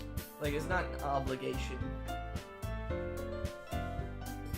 Yeah, right on time, right on cue. We were just talking about how, like, there's only one person here. I'm already pleasantly surprised that you're putting in all this effort for the club. It makes me really happy. No problem. Okay, everyone. I think that's about it for today. I know the festival is coming up, but let's try to write poems for tomorrow as well. It's been working out really nicely so far, so I'd like to continue that. As for the festival, we'll finish planning tomorrow, and then we'll have the weekend to prepare. Monday's the big day. I can't wait. I can do this. I can do this. All right. I stand up. There's no way I'll be able to find the same enthusiasm as Sayori and Monica, but I'll do my best to get through it. If it's for the sake of the club and impressing Monica, then I'll have to do my best. Ready to go, Sayori? Yep! Look at you two, always going home together like that. It's kind of adorable, isn't it? Jeez, guys. Don't make such a big deal out of it. It's just, it must be a little nice, though. Well, how am I supposed to respond to that? It's okay, Mike-san. You don't have to say it. Whatever, let's go already. I walk home with Sayori once more. Even though it's only been a few days, a lot of things have already changed. But today, Sayori is being a little quieter than usual on the way home. She might be... There's something wrong. What's going on? I'm literally about to post the stream on Tumblr to get more people. Oh, thank you. Thank you so much. That is very nice of you. I thank you very much. Hey, Sayori? Sorry, I was spacing out. Ah, no wonder. I was thinking about something from earlier. I like how we get to... I mean... Sayori fumbles with her words. I see them physically drop onto the ground. The text box, too. How the fuck did she do that? I felt like that's something only Monica would have been able to do. Shit, is everyone here a fucking god? Oh, nope, I'm imagining things. The text box is still there. So, let's just say that one day, Yuri asked to walk home with you. Huh? What would you do? What kind of question is that? You're kind of putting me on the spot here.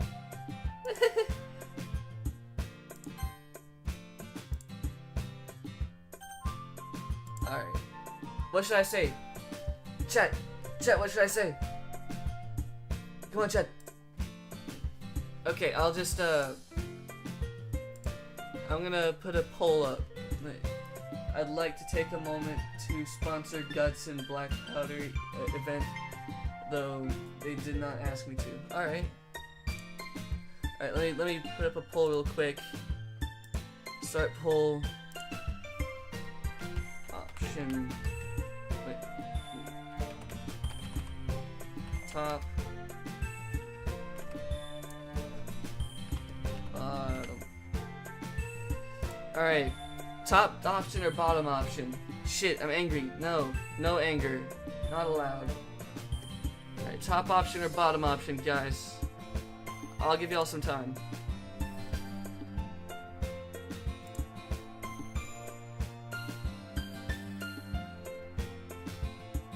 And, hold up. Don't worry, I'll make it as not stressful as I can, alright? Do not even worry about it. Don't even think about it. It's gonna be fine.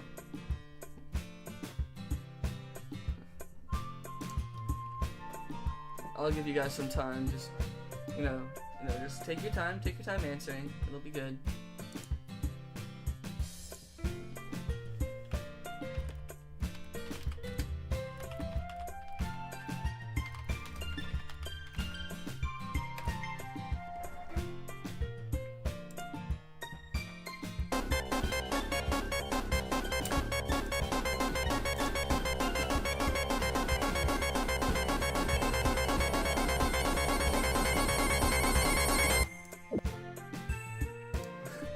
Alright, so that seems a lot less that wasn't very stressful, right guys?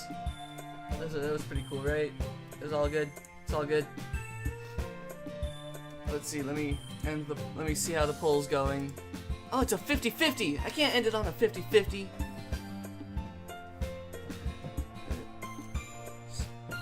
I would still walk home with Sayori. Alright. I didn't even read the options, to be honest. If I read them, I probably wouldn't even put this poll up. End poll. Alright, we're walking home with Sayori.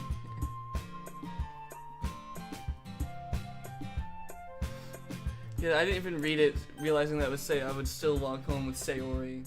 I don't know why I put up the vote at all, I just wanted to, I guess.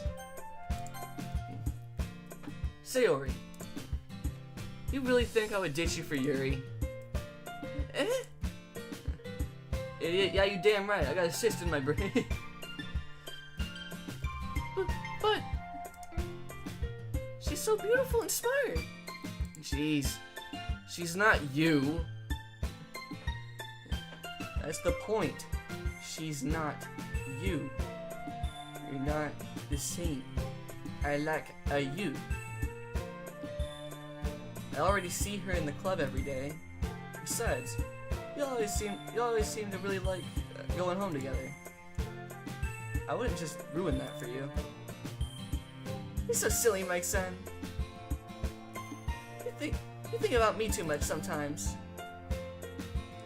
Yuri would deserve it if she wanted it. So, Sayori, I've already made up my mind. I really can't figure you out sometimes. Sorry. Besides, what's the point of speculating something that's never going to happen? The conversation trails off. It's kind of a weird thing for Sayori to care so much about. And posted stream to Tumblr. Hopefully people show up or show up for the next DDLC stream. Alright. Hopefully so. Thank you so much, my friend.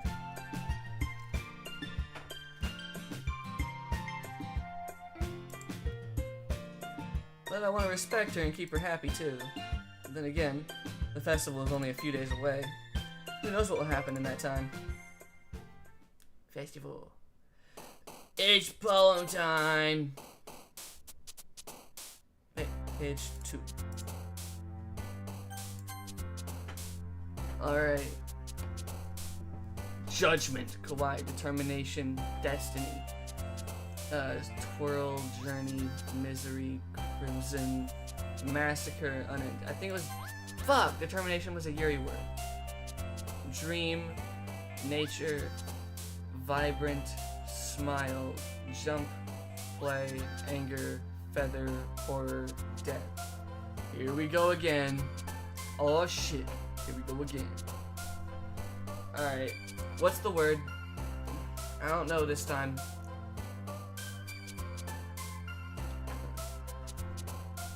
Guns and Black Powder is free to play. Nice. Dream or play? Fuck, dream was another Yuri word. You lied to me. Laugh. Okay, good. Laugh. Loud? Loud. Yes. Dark. Raindrops. Okay, I've evened it out. Bed. Heartbeat. Pleasure. Precious. Sunny. Yes. Alright, back on top, baby. Sensation. Uncontrollable. Spinning. Graveyard. Promise. Cheeks. Defeat. Family. Despise. Unstable. Huh? When was... That doesn't make... What? I don't know. I don't know why dream is a Yuri word.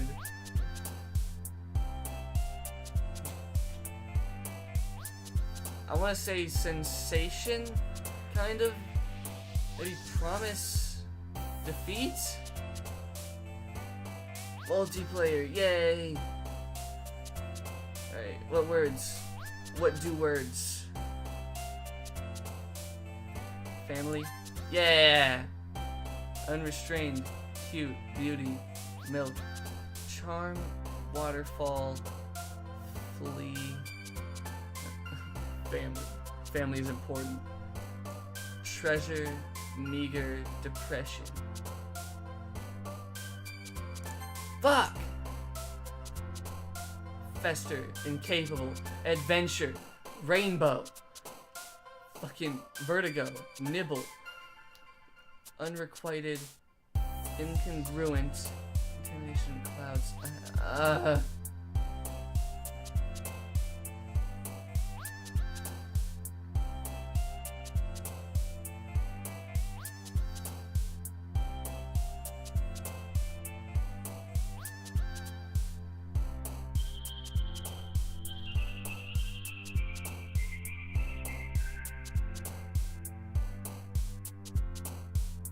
Adventure. Yeah, thank you. Alright. Stage. Imagination. Fuck. Really? Daydream is her, but not imagination? Well, fuck you. Alright. Atone. Vacation. Yes! Okay. Scars. Philosophy. Party. Lazy. Calm. Fucking pain. Vivacious. Nightgown. Pure. Happiness. Yes, happiness. Okay. Disaster, bunny, vanilla, lucky, prayer, fear, papa, games, infinite, hurt. Games. What? Lollipop, dance, marshmallow. marshmallow, shiny, hopeless, sweet, question, strawberry, alone, and dazzle.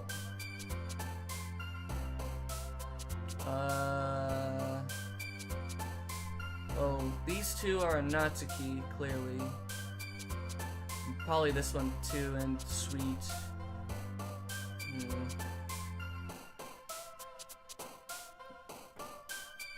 And G and B, they kill you and give you no mercy if you get slightly injured. Oh my god.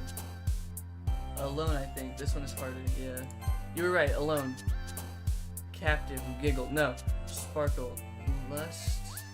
Vivid. No. Pink. No. Ambient. Breathe. Agonizing.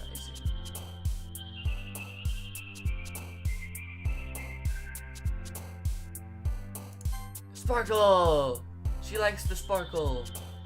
Skipping. Time. Extreme. Fuck, extreme was Yuri? Damn. Hey. Holiday. Whirlwind. Cage. Romance? No. I don't think so. Whisper. Tragedy. Skirt. Forgive.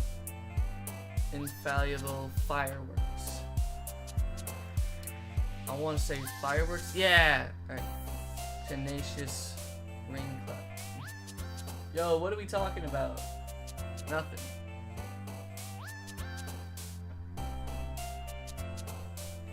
Tenacious. What?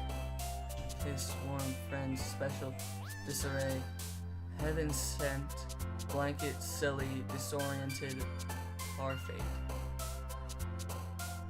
Clumsy. I didn't have the chance to read that. Disarray, heaven sent, blankets. Give me another. Give me another one. It might seem crazy what I'm about to say. Oh yeah, friends, that should have been obvious. Whoa! Cry, jumpy, Doki Doki, Starscape, poof, joy, summer, wrath, mouse.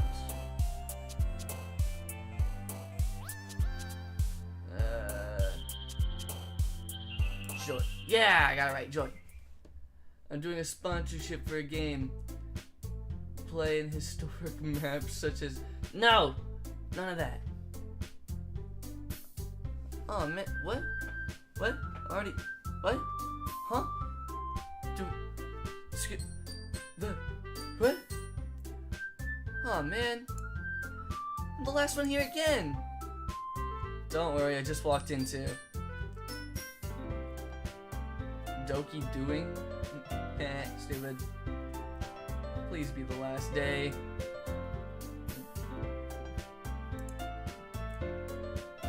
Were you practicing piano again? Yeah. You must have a lot of determination. Undertake! Hey, kid. I know about your past. Pacifists. You are friend.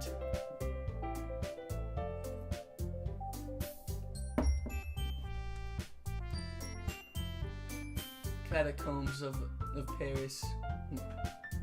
Catacombs under Paris. The art that you did downstairs is good. Thank you.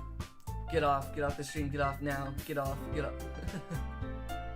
I'm kidding. Wait, we still need to get through the weekend. Fuck! Oh god. Starting this club and now picking up piano.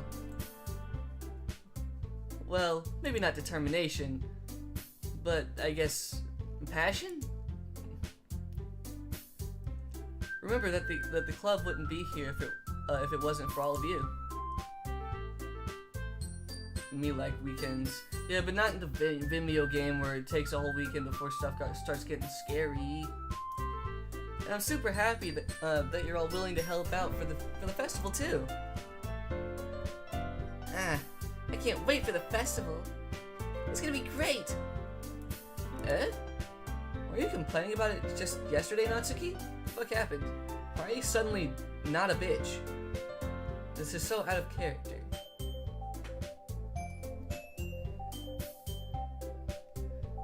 This is the first time in my life I've used a negative tone when talking about a weekend that's true. How come Friday is so close to Monday, but Monday is so far from Friday? I don't know.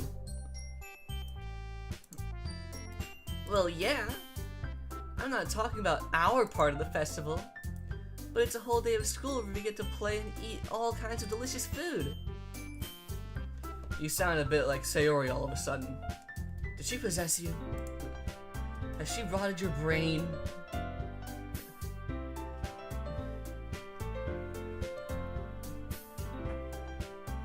Monica, do they usually have fried squid? Whoa. Squid? That's a pretty specific thing to look forward to. Oh, come on. Are you saying you don't like squid? You, of all people. I didn't say I don't like it. Besides, what do you mean by you of all people? Because it's right in your name. Monica.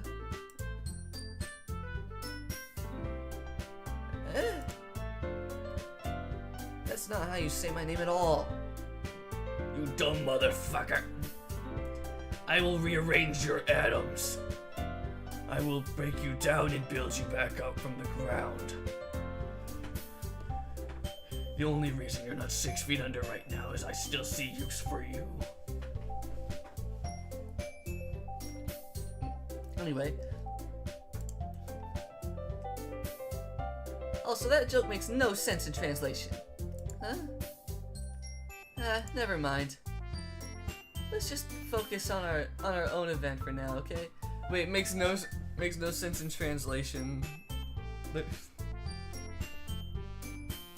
Okay. She's talking about the translation to English. Okay, got it. She can't help but break the fourth wall at terrible times.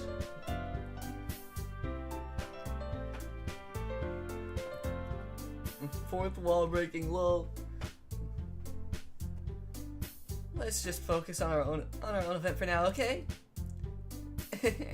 Fine. Why does she always say weird shit like that? Like, and why does she always look straight ahead, like in any direction but where we are?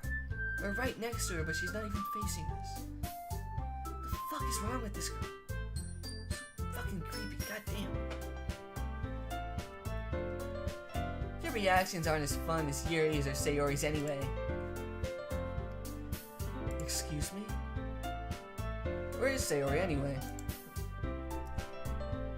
Oh, there you are. Sayori is sitting at a desk in the corner of the room, looking down at nothing. I walk over to her. Hey, Sayori! I wave my hand in front of her face. I love God.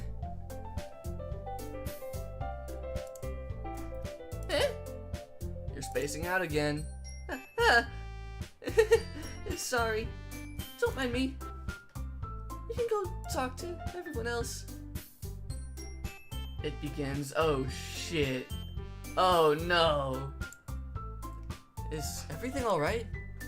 Of course! Why wouldn't it be? It just feels like you're a little off. Sorry for assuming things. Jeez, you worry too much about me. I'm fine, see? Sayori shows me a big smile. It looks forced as shit. She looks like the Joker right now. Don't let me distract you from having fun with everyone. Well, alright. If you say so.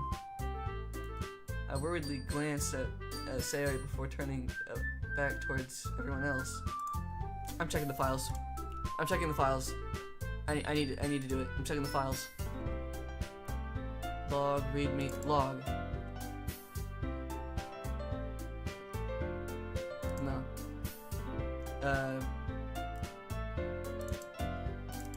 Contents, macOS, resources. No, that's icons. No. Characters. Sayori. No, that's not how I wanted to fucking do it. Don't let me download it from off Google. Open with more apps. Notepad. Nope, that didn't do shit. Mike got paranoid about those files. Soon, Meg, soon. Okay, fine. It'll happen eventually, though.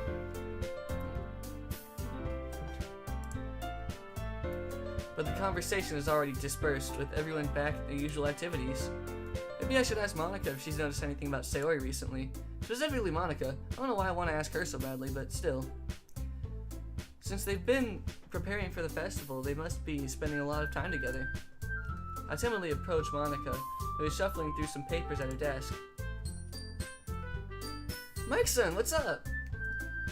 Hey, this might sound a little strange, but have you noticed anything up with Sayori recently? Nope, everything's fine, nothing's wrong. There's nothing going on, nothing weird, everything's fine, she's acting normal, you're just paranoid, you're being weird. Like, you fucking weirdo, how dare you worry for something so little? God damn, such a worrier. You should shut the fuck up now. God damn, Monica, just asking a fucking question, why you gotta be like that? Shit, that's how I ask you something. I'll give you the word when the file shit truly begins. Okay, I gotta go, bye. Alright, see ya.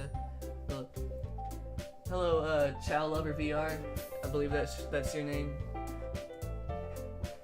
Welcome to the stream. How are you doing today? Anything up with her? In what way do you mean?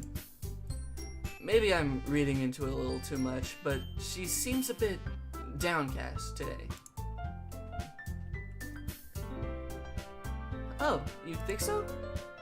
I can say I've noticed. I can't say I've noticed anything about her. Monica peers across the room at Sayori, who is idly dragging a rubber eraser up and down her desk. Maybe there's something on her mind. But I'm surprised I'm not the one asking you, Meg-san. You certainly know her a lot better than I do. Yeah, but she's never really like this. She's always talked to me about things that bothered her, but this time, when I asked her, she was really dismissive. Sorry, I know it's not your problem. I just wanted to ask if you knew anything, so I'll drop it now. No, it's important to me too. I mean, I'm also friends with her, and I also care about the well-being of my club members, you know? Maybe I'll try talking to her myself. Are you sure about that? She seemed like she wanted to be left alone. Are you sure? Maybe she just has a hard time bringing it up with the person of interest. Person of interest? What do you mean by that? What do you mean by that? I'm saying that maybe the thing on her mind is you, Mike-san. Me? How on earth would you come to that conclusion? Well, I probably shouldn't say too much, but Sayori talks about you more than anything else, you know? Huh? She's been so much happier ever since you joined the club. It's like an extra light was turned on inside of her. What? No way. Sayori is always like that. She's always been full of sunshine. It's not any different now than it always has been. You're so funny, Mike-san. Have you thought that maybe you've always seen her as so cheerful because that's just how she is when when she's around you? I said too much. I'm sorry. What do I know anyway? I didn't mean to jump to conclusions, so you should just forget about what I said. I'll try to talk to her, so try not to think about it for now. Alright. Monica smiles meaningfully. I know she said to forget about it, but I already know that I won't be able to get her words out of my head. Monica stands up from her desk and walks across the room to where Sayori is sitting. I watch her kneel down next to Sayori and gently talk to her. But she's keeping her voice so quiet that I can't hear her from here. I sigh and sit myself down. I know Sayori told me not to worry about her and to have fun with everyone else, but that's impossible to do when she's behaving like this. Exactly how much do I care about her that I'm letting this weigh me down so much? It's getting to the point where I may talk less and less because of my phone needing charge. Oh shit. Sorry. Ciao, lover. Where have you gone?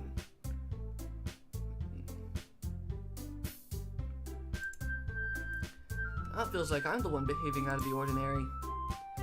But there's nothing I can do besides wait for Monica. Okay, everyone. After some time passes, Monica calls out to the club room. Why don't we share our poems now? Before I know it, everything is back to normal. Everyone goes to retrieve their poems, and I do the same. I make eye contact with Monica, and she smiles at me. I wonder what she was talking about with Sayori. Who should I show my poem to first? Alright. Save. It's cool, we still have time to spare. Yeah. Alright, of course, Sayori.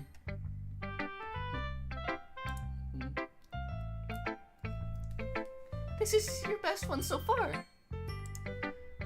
It's really nice, Mike-san. Thanks. Sayori time. Yeah. Sayori, you've been a little quiet today. Is everything alright? Huh?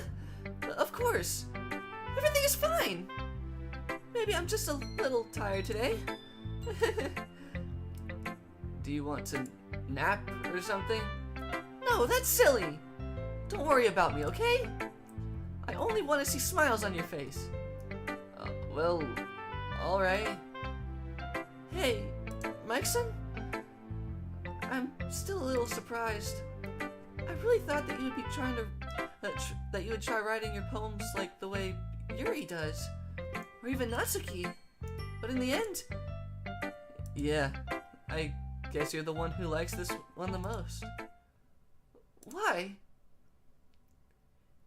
You don't want to get closer with everyone else? Wait, of course I do. But that doesn't mean I need to try so hard to impress them. I still understand you the most, Sayori. I know you have to sometimes put up with me, and I have to sometimes put up with you. But we have a wavelength or something. And this is how the poem came out. Sometimes it feels like you're the only exciting thing in my life. Or so sometimes it's just easier to write when thinking about you. Sayori?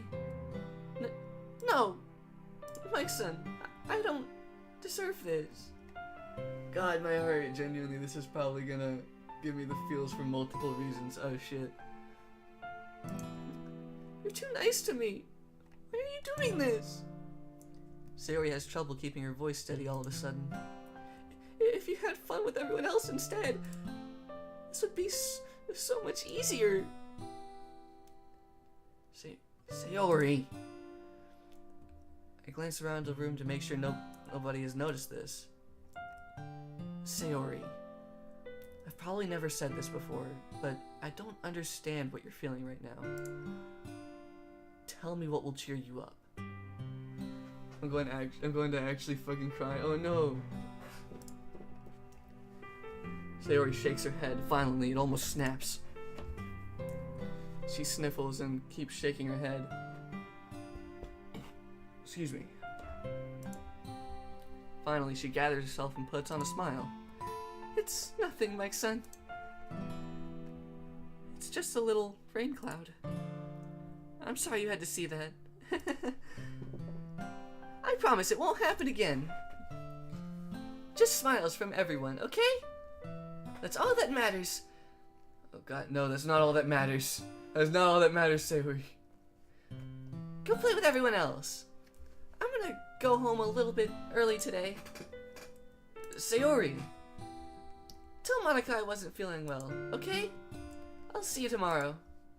Before I can say anything else, Sayori cheerfully walks out of the classroom, humming to herself. I'm worried. I'm worried. I'm worried. I'm scared. I'm terrified. Don't tell me. Don't do this to me. Not yet. Not yet, please. More time. I need more time. You can't do this to me now.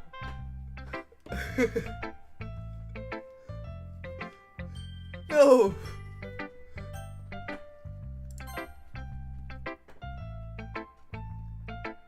Hi, Mike-san.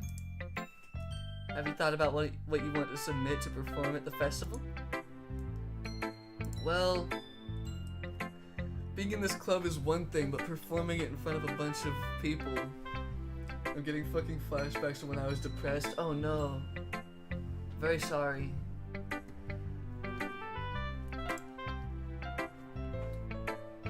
I'll have to give it some more thought. Okay, no pressure. But whatever you do, I'm sure it'll turn out great. It would also make me happy to see. Anyway, let's take a look at today's poem. Sure. I'll let Monica take the poem I'm holding in my hands. It's dog shit! It's kind of funny. How so? No, not the poem. I mean, it's funny how your poems and Sayori's poems have been getting more and more similar to each and every other day. I'm surprised you're so in sync with her. Then again, you've been spending a lot of time together lately, haven't you? Yes, you could say that. Although, we kind of grew up as best friends. I haven't been seeing as much of her in this past year. But since I joined the club, we've been spending a lot more time together. I see. That reminds me, about how Sayori's been a little off today. Yeah? Did she tell you something? It's not your fault. Sayori was just always a comfort character to me because of how similar we were at the time. How much I could relate. DDLC really does have a place in my heart. That's great to hear. I mean, not about you being depressed, but about like this game actually really holding a place in your heart for such a deep reason. Well, my son, you haven't been flirting with her, have you? Of course not.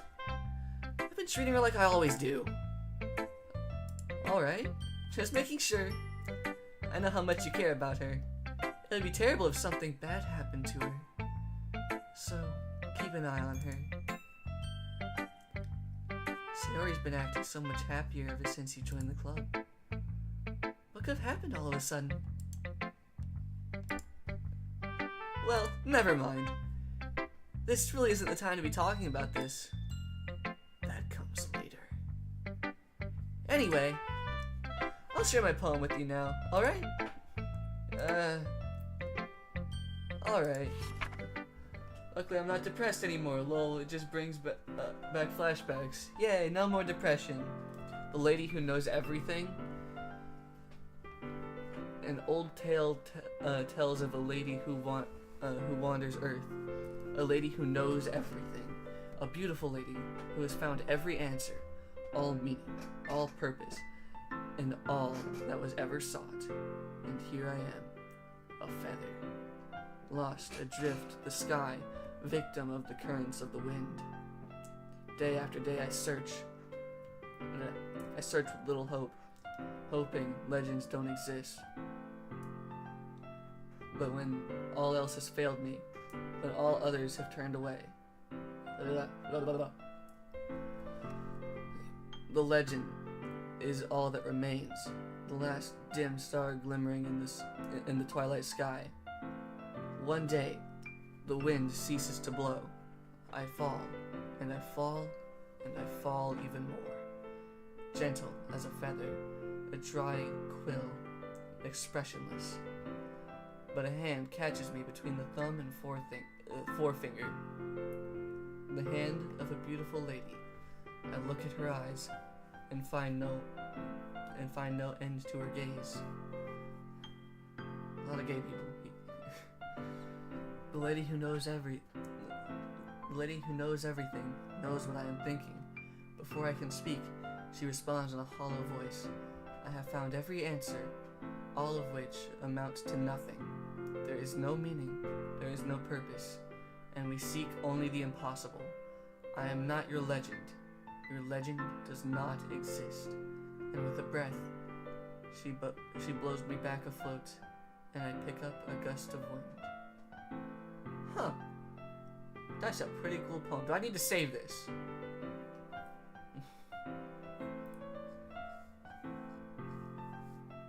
Probably not. I think I'm fine. You know, I feel like learning and looking for answers are the sorts of things that give life meaning. Not to get too philosophical or anything, but it was kind of on my mind, so that's what I wrote about. I see. I haven't really put much thought into it. In a way, it's almost paradoxical, because if we had all the answers, wouldn't the world start to lose its meaning? No, you're good. Okay, good. You know, there's one thing I noticed.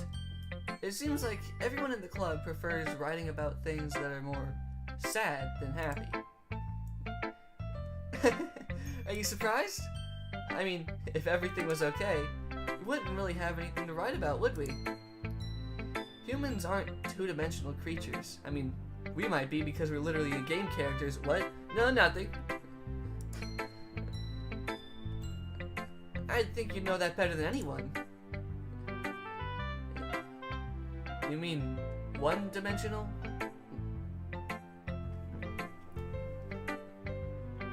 You're good. Ayo, Mike's son. No! How's the game been? It's been good. I think we're starting to get onto the creepy shit. Yeah, that. Yes, that sure is what I meant. Anyway, here's Monica's writing tip of the day. Are you ever too shy to share your writing because you're afraid it's not that good? It can be really disheartening to get a lukewarm response to something you put so much into. But if you find other people who enjoy writing, then sharing becomes a lot easier. I just saw a spooter kill it. Actually, don't, because don't hit Spooderman.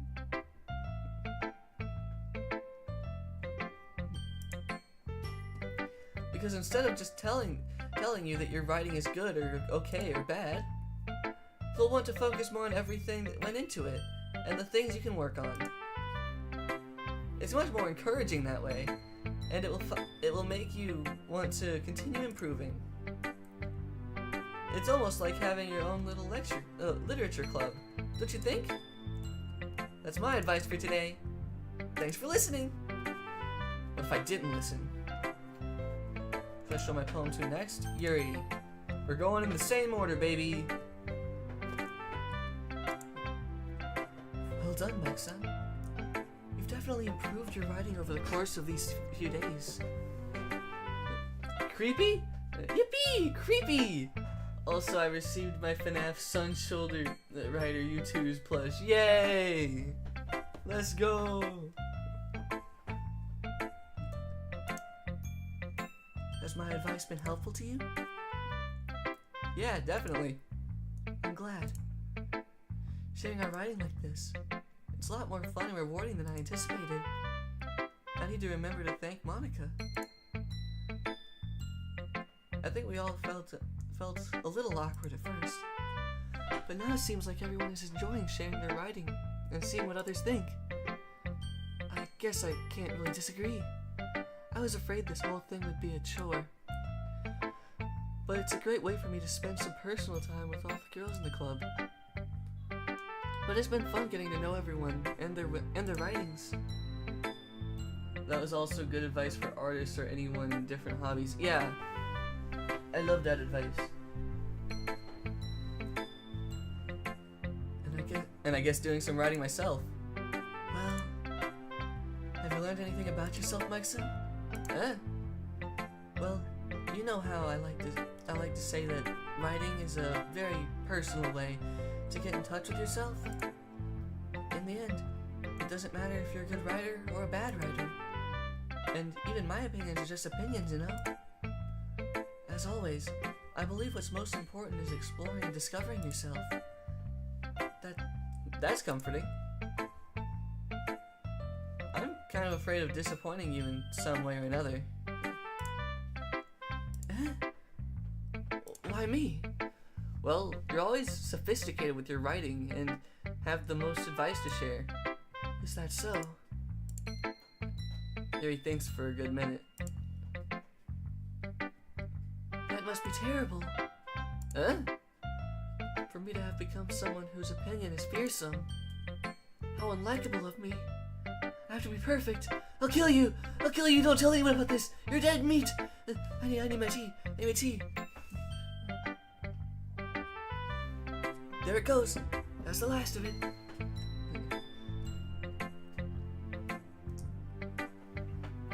Yuri, it's not as bad as you're making it sound in your head. It just meant that I respect your opinion. I see. I'm sorry that I always overthink and come to those sorts of conclusions. Anxiety's a bitch, you know? I'm just a little too used to it. Overthinking? Being disliked. Oh, what the fuck? And that makes Natsuki's comment about that's why nobody likes you that much worse. Oh my god. The comment she almost made. Yuri. What am I saying? I'm sorry. I didn't mean to bring that up. Let's move on. Alright. Do you want to share your poem now? Okay. Here. Beach. A marvel millions of years in the making, where the womb of Earth chaotically meets the surface, under a clear blue sky, and an expanse of bliss, but beneath gray rolling clouds, an endless enigma. The easiest world to get lost in is one where everything can be found. One can only build a sand castle where the sand is wet, but where the sand is wet, the tide comes. Will it gently lick at your foundation until you give in, or will a sudden wave send you crashing down in the blink of an eye? Either way, the outcome is the same. Yet we still build sandcastles. I stand where the foam wraps around my ankles. Where my toes squish into the sand. The salty air is therapeutic. The breeze is gentle yet powerful. I sink my toes into the ultimate boundary line, tempted by the foamy tendrils. Turn back, and I abandon my peace to erode at the shore. Drift forward, and I return to Earth forevermore.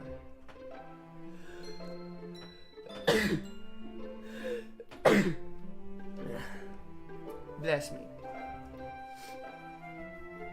Alright. I don't even know what that's about. I don't care. My brain is tired of working. My sandcastles are good. Don't you slander my sandcastle making skills. Yeah, fuck you, Yuri. I'm aware that the beach is kind of an inane thing to write about, but I did my best to take a metaphorical approach to it. You say that like you didn't even want to write about it. Oh, you haven't heard? After yesterday, Natsuki and I, well, it was amusing that we wrote about something similar in such different ways. So Natsuki wanted us to write about the same topic as each other again. I suppose to better compare the differences in our writing styles, or thought processes. Anyway, it was her idea. Knowing her, it's no surprise that she'd want to do something like that. She probably just wants to show off. It's not like I have a particular interest in her writing style. I just went with her request. But, well, I suppose it's not so bad to write about something simple on occasions. It can be refreshing, you know? It's good for me to calm my thoughts every once in a while. Yeah, I agree. Thanks for sharing. That was trash. Natsuki, pink-haired little bubblegum bitch.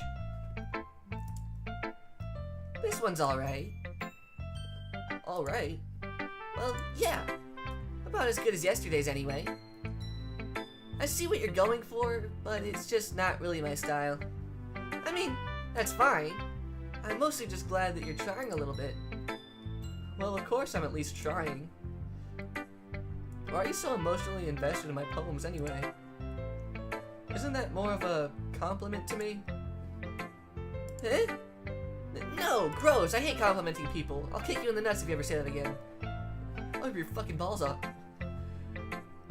It's not like I care or anything, Baka. No, never let me say that again. It's just that one of us in the club has to make sure you're not slacking off. Really? Well, what if you ended up just scaring me away?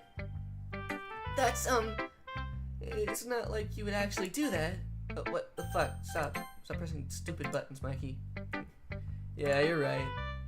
It's kind of fun to hang out here, even if I have to put up with you. Ugh. Natsuki's elbow connects with my stomach.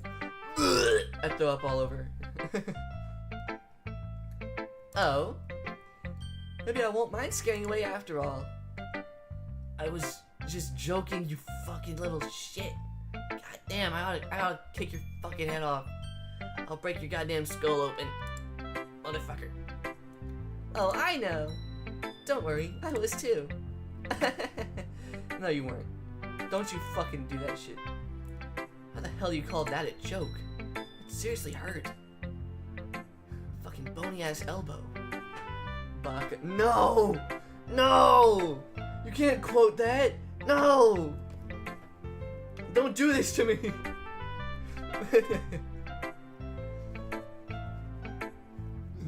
Excuse me. Well, maybe it was funny to her. I guess that's kind of the point. I should really just wash my mouth around Natsuki. She's kind of a bitch. She throws hands despite the fact that I could honestly kill her right now. I could, and I would. I would do it. I'd set you on fire if I had the chance. Just kidding, I wouldn't. That's my joke. Haha, I'm funny. Anyway, Natsuki holds out her poem to me like nothing even happened. Ah, my jaw. Oh, my jawbone. My jaw. Anyway. I'll be your beach. Your mind is so full of troubles and fears that diminished your wonder over the years. But today I have a special place, a beach for us to go. A shore reaching beyond your sight. A sea that sparkles with brilliant light. The walls in your mind will melt away before the sunny glow. This is your biggest mistake after the name Mike's son. Oh God. I'll be the beach that washes your worries away. I'll be the beach that you daydream about each day. I'll be the beach that makes your heart leap. In a way you thought you had left long ago. Let's bury your heavy thoughts in a pile of sand. Bathe in sunbeams and hold my hand. Wash your insecurities in the salty sea, and let me see you shine. Let's leave your memories in a footprint trail. Set you free in my windy sail, and remember the reason you're so wonderful when you press your lips to mine. I'll be the beach that washes your worries away. I'll be the beach that you daydream about each day. I'll be the beach that makes your heart leap in a way you thought you had left long ago. But if you let me by your side, your own beach, your own escape, you'll learn to love yourself again. No, Sussy Baka, Mike's son. No, God! Oh, I'm dying! It's so cringe!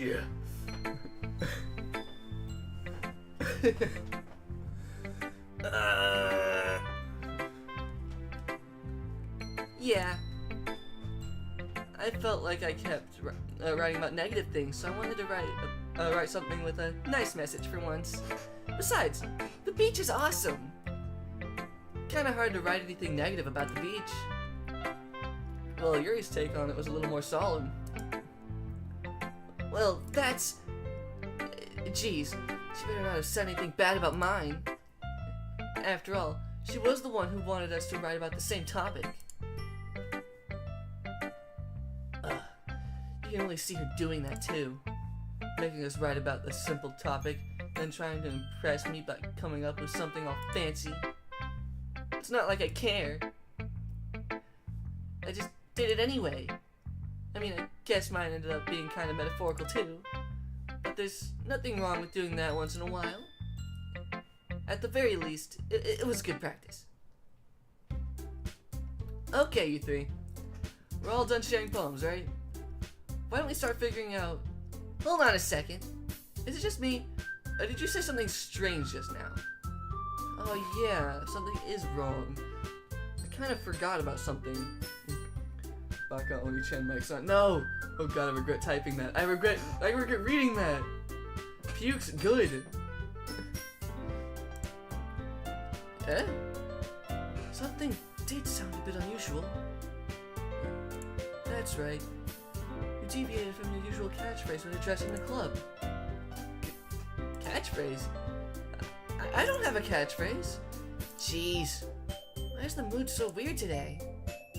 Look, even Yuri isn't immune to it. Stagnating air is common, foreshadowing that something terrible is about to happen. In your books, maybe. Look, the only thing different is that Sayori isn't here. It seems you're right.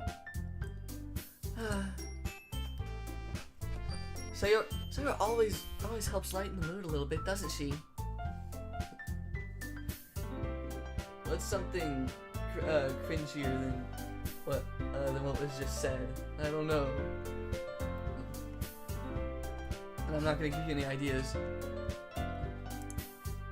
It's almost like everyone's balance is thrown off a little when she's not around. Where the heck did she run off to anyway? I thought she just went to pee. Natsuki, please show some decency. Oh, come on!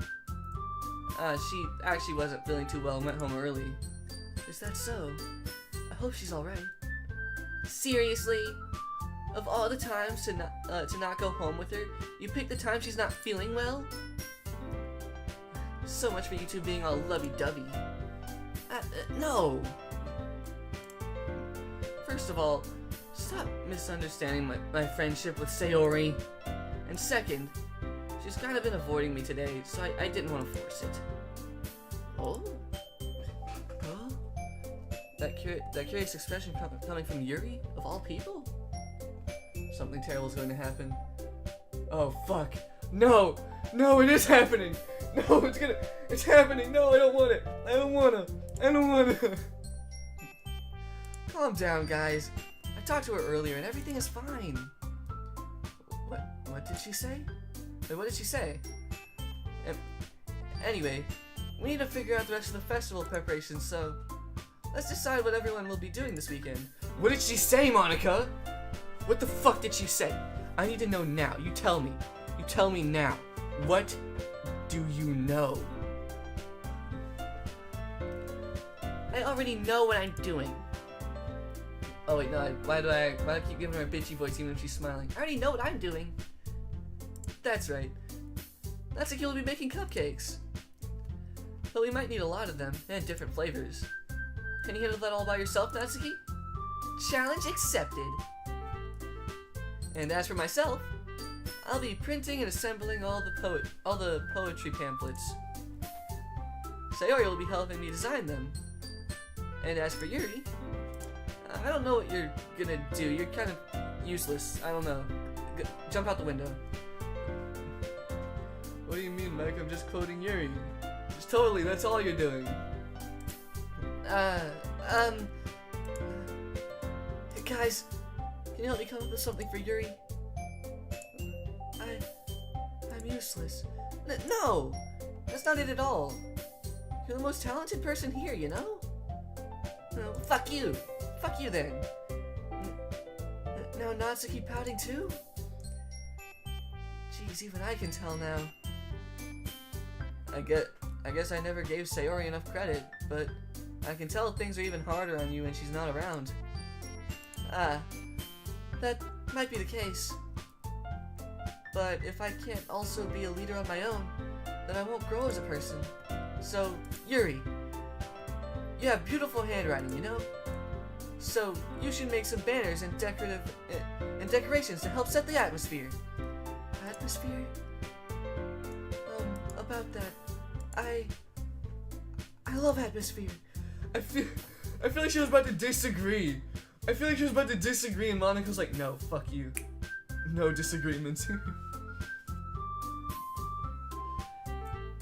Yuri's expression suddenly changes as she stares at her desk in focus and starts nodding to herself. Her mind is already racing, I see. That's great. You'll be a wonderful help, Yuri. But anyway, that just leaves you, my son. The one who is truly useless. Don't say that. In fact, both Natsuki and Yuri have some pretty heavy tasks to handle. It would probably go a long way to give one of them a hand. You could always help me out as well. I would be really appreciative of that. Is Monica suggesting I spend the weekend with one of my club members? How on earth are they going to respond to a suggestion like that? I suppose I wouldn't mind a bit of help. Well, even if you don't know how to bake, there's always some dirty work I could give you to do. It's not like Monica's going to give me a choice, and you shouldn't be sitting on your butt anyway. Natsuki tries to mumble a bunch of excuses like that. If I recall, Natsuki, you mentioned that you would like to handle the baking on your own. Mike-san may not like to be around if you only make him out to be a nuisance. So therefore, you may be more suited to assisting with the decorations. Hold on, I never said that. How hard could it be to make a few decorations anyway? Sounds more like you're just making excuses for Mike-san to... What are you saying? It will be extremely meticulous work. And baking isn't? Just what do you think? Guys! Settle this down for a moment. Stop ripping at each other's throats, literally. Like your guts are everywhere. Let me fix that up. Let's settle down for a moment. In the end, it's up to Mike-san to decide how he'd like to contribute. Besides, he hasn't really gotten a chance to spend any time with me yet, you know? So I'm sure he's interested in... You literally just said... I'm surprised as well. Sorry. I was just saying, though. Jeez. Can we just settle this already? Yeah. Mike-san, you're okay with this, right? In the end, it's up to you.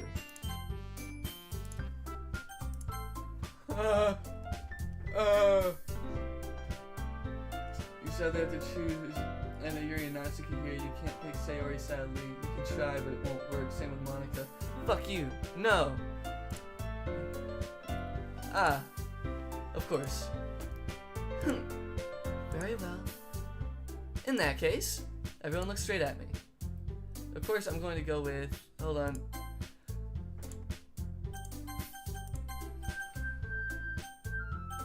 Sayori.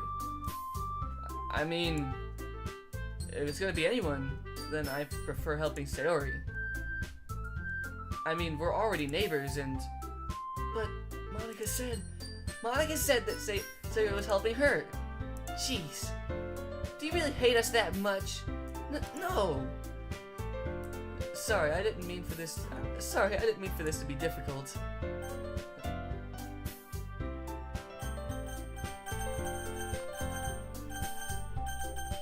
Monica.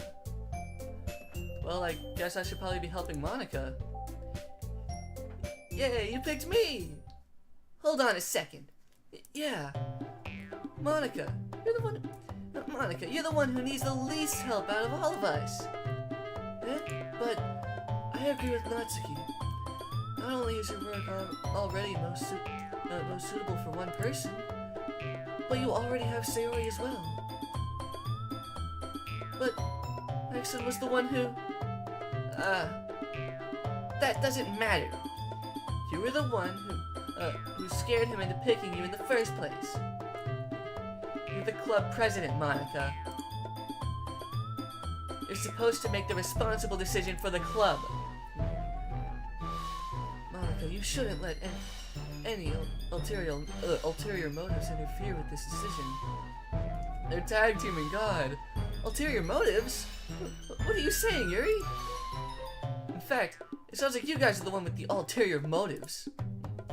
Excuse me? Otherwise, this wouldn't have been made into such a big deal in the first place. That's completely false, Monica. Yeah, we have a lot of work to do, you know. I have to go help hit Sayori down from wherever she put herself. We won't do as good of a job if you make us work alone. Maybe that's true. Think of the club, Monica. If we want our event to succeed, then we need to appropriately distribute our resources. So you're going to do the right thing, President? Okay, I get it. It's technically most logical for Mike's son to help one of you two. So, I guess that's what we'll do. Alright, I choose Yuri. Well, I'll probably be most useful helping out Yuri. Me? Are you serious? Why would you? Fuck you, Natsuki. Natsuki? I can already tell you're about to say something mean. No, I was just saying. Ugh. So, you'll be helping out Yuri then, my son? Yeah, that's what I'm gonna do. I'm glad. I have a big habit of overthinking these sort of things. So I think your assistance will be very useful. That's great to hear. Natsuki, will you be able to handle baking by yourself? I mean, yeah. I already said I would be fine. Okay. Everyone can tell that Natsuki is feeling a little sour. Oh, he picked Yuri. Yes, I did. So, is that everything we need to go over? Yeah, that should be about it. Are you guys excited? Well, excited might not be the right word, but I suppose I'm looking forward to it a little bit. Do you feel the same way, Mike-san? Me? I guess you could say I'm interested to see how it'll turn out. That's good enough for me. What about you, Natsuki? What about you, Natsu? Natsuki? What? Why is everyone yelling at me? I didn't even do anything. No, that's not what I mean at all. Yuri anxiously glances between everyone in the room. I'm sorry for this. I don't really know why Mike's son picked me. And also, your cupcakes are the best cupcakes I've ever had. They go really well with my tea. And nothing that I do for the event will compare to that, so... I get it. I'm kind of surprised, though. Why? Well, I'm the one acting immature. I already know that. But you're trying to cheer me up all of a sudden. I know I'm not very good at it. I'm sorry if I said something bad. Natsuki is the only one surprised. Monica and I are also taken aback by Yuri's words. When she already has trouble with words, trying to cheer someone up must be far out of her own comfort zone. But I begin to understand. Yuri was trying to sound like Sayori. Even if it didn't work perfectly, I could tell that she tried to say something Sayori would say at a time like this. Because Sayori always helps everyone smile and feel good about themselves. No! I kind of appreciate it. I'm sorry for making a big deal out of nothing. But I'm going to say this. You better bet that my cupcakes are going to be the best part of that whole event. I believe you. Yeah. Hope to see everyone doing their best. But with that, there's nothing more for today. So I guess it's time for us to head out. I'ma head out.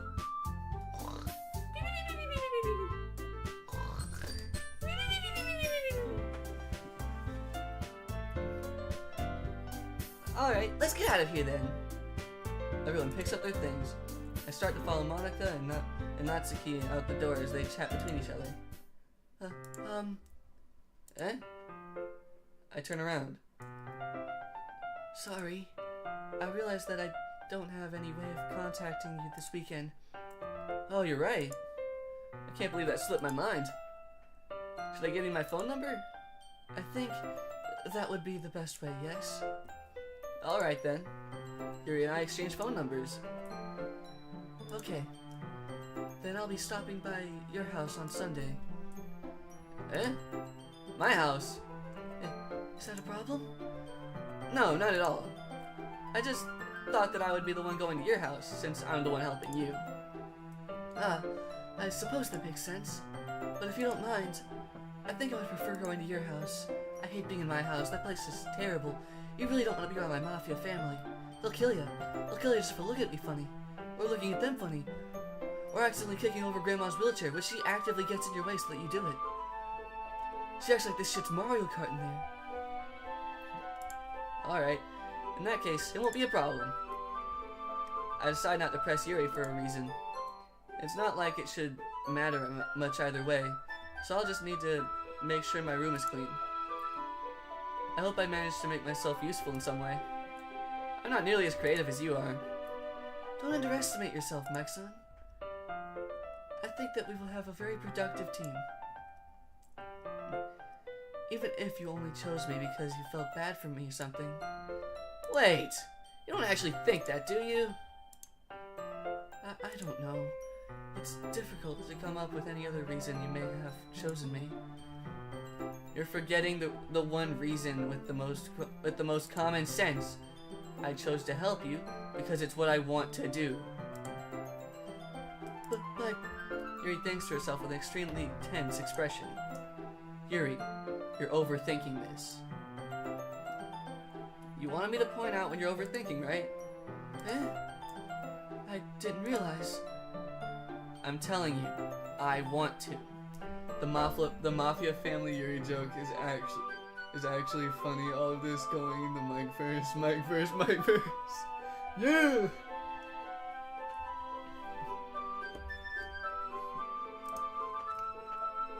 That's all there is to it.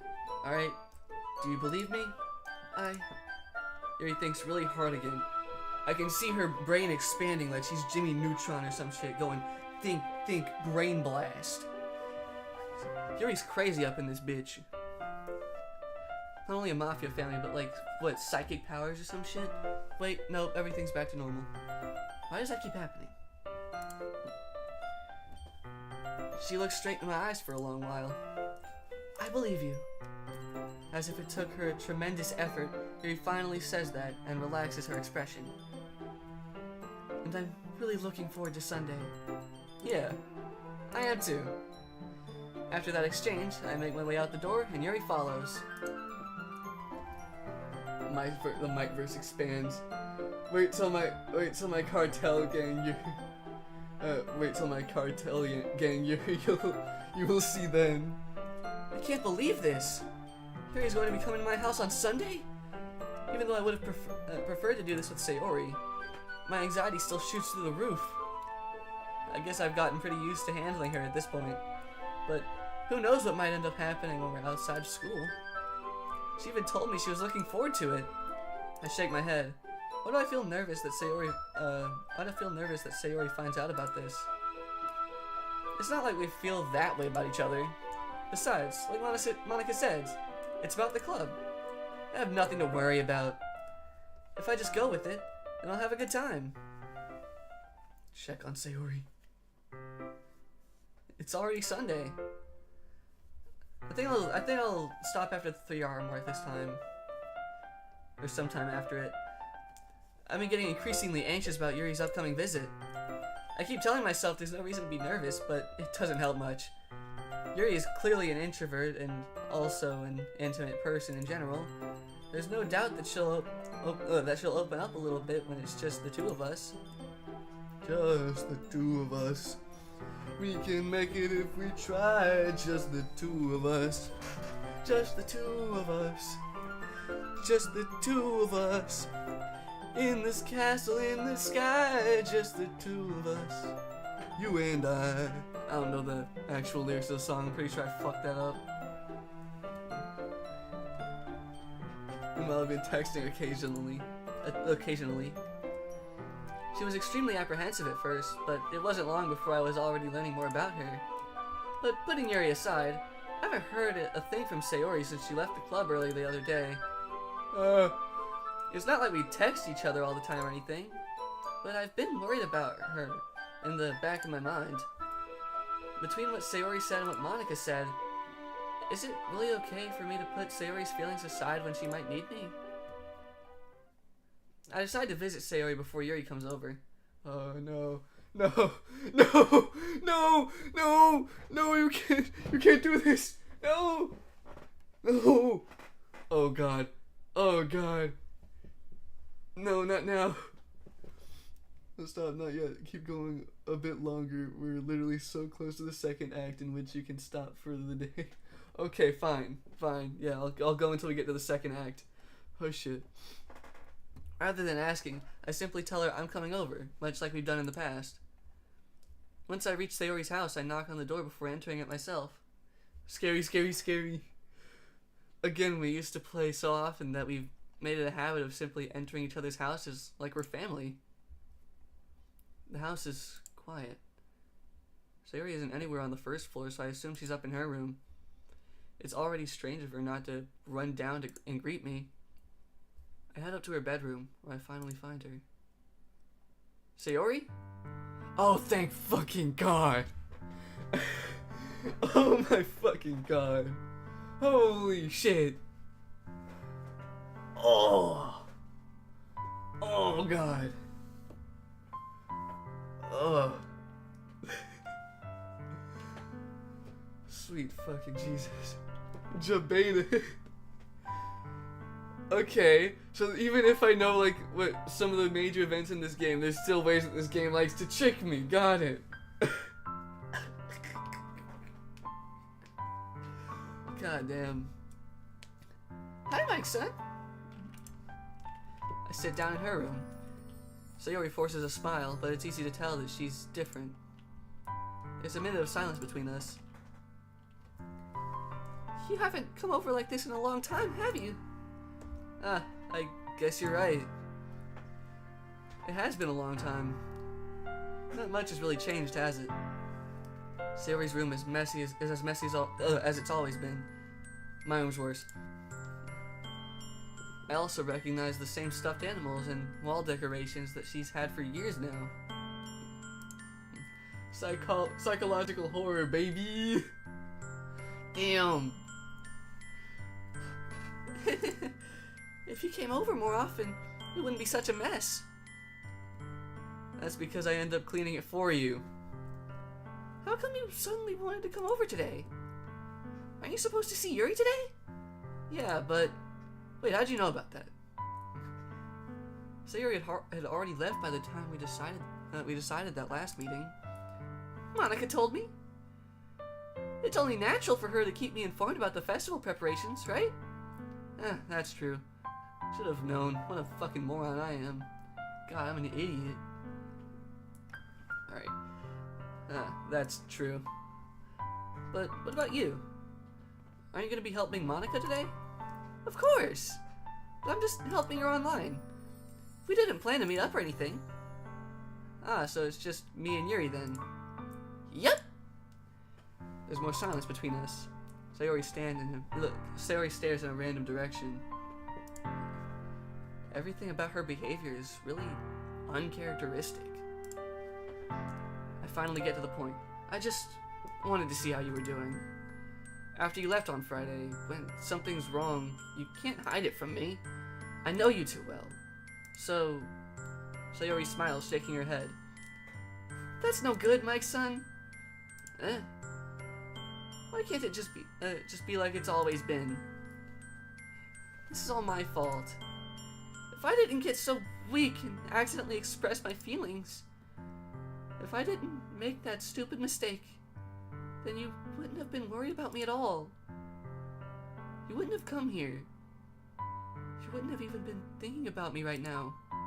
But this is just my punishment, isn't it? Oh God, no! It hurts! It hurts! No! The pain! The pain!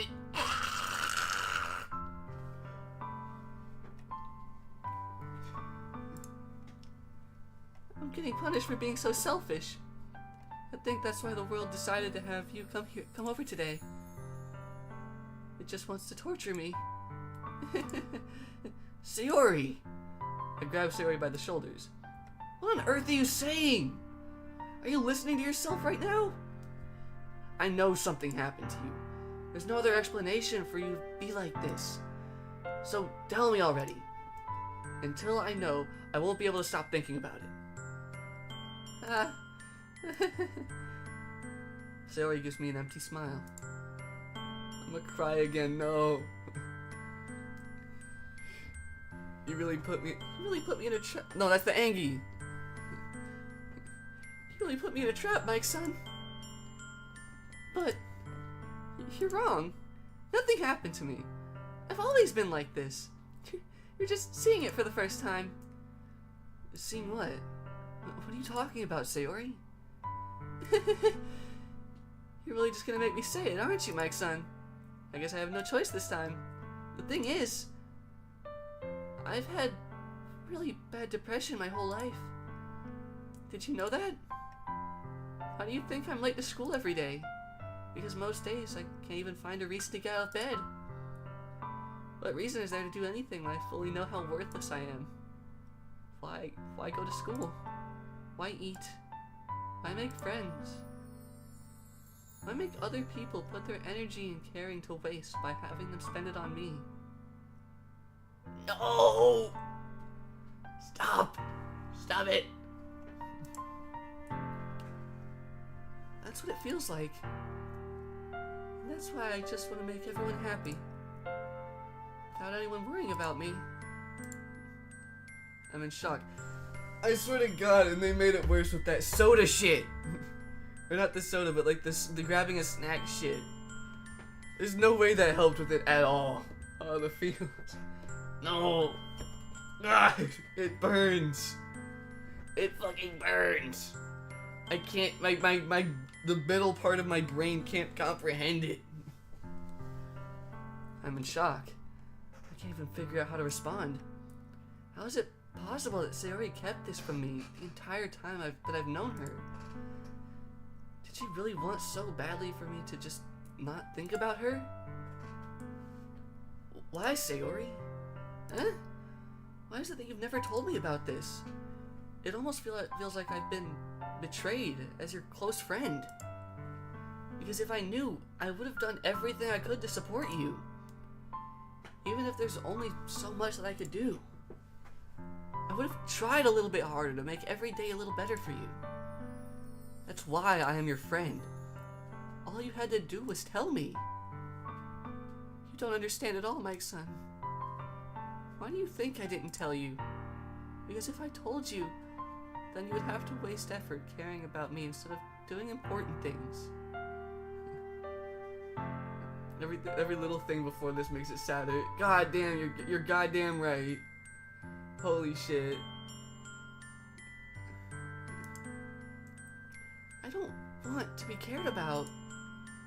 It's bittersweet when people try to care about me. It feels nice sometimes, but it also feels like a bat being swung against my head. That's why I wanted so badly for you to make friends with everyone else. Helping everyone be happy together is the best thing for me. But then I discovered something else too.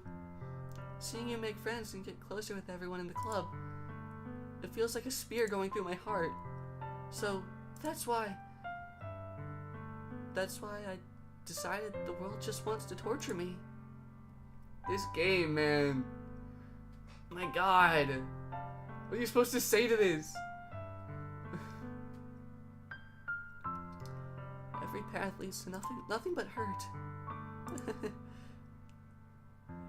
You're right that I don't understand. I don't understand your feelings at all, Sayori. But I don't need to understand. Whatever it takes for me to help you stop hurting, that's what I'll do. No, Mike-san, there's nothing. Nothing at all. The only thing that could have helped is if everything could be as it always be like it always was. Blah. But I was selfish. I finally showed you what a horrible person I am. You're not a horrible person. You deserve love and care. You are deserving. What the fuck? Why is my dating sim depressing?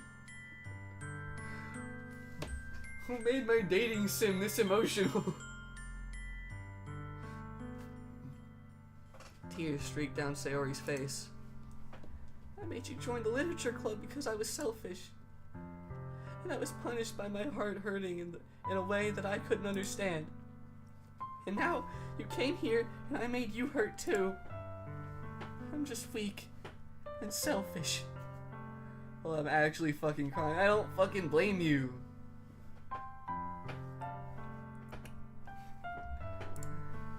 That's all I am. And that's why I'm going to accept these punishments. Because I deserve every last one.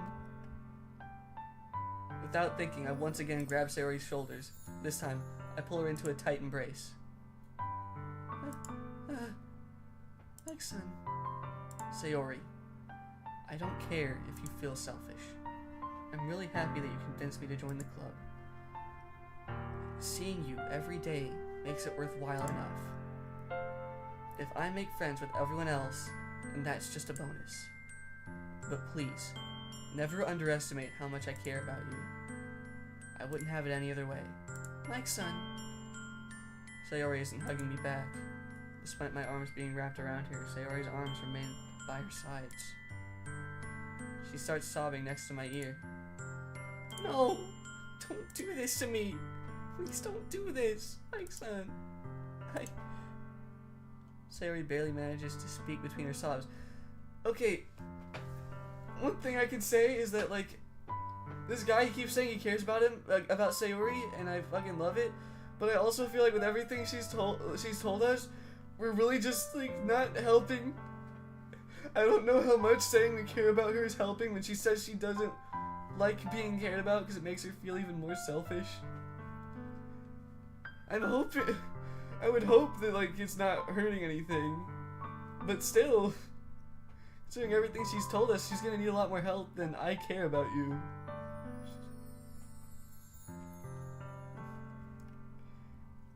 Sayori barely manages to speak between her sobs.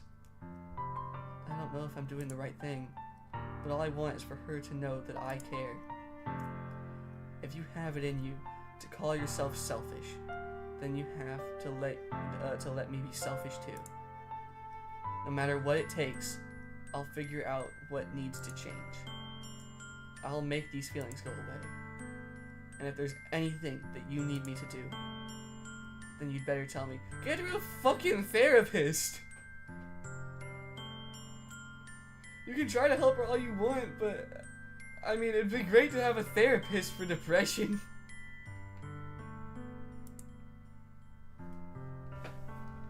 Oh god. I'll get mad if you don't. I don't know. Gently, Sayori finally puts her arms around me in return. I don't know anything. It's all really scary. I don't understand any of my feelings, Mike-san. The only time I'm not feeling nothing is when I'm feeling pain. But your hugs are so warm, and that's really scary too. Sayori lets me go. As she does so, I let her go as well.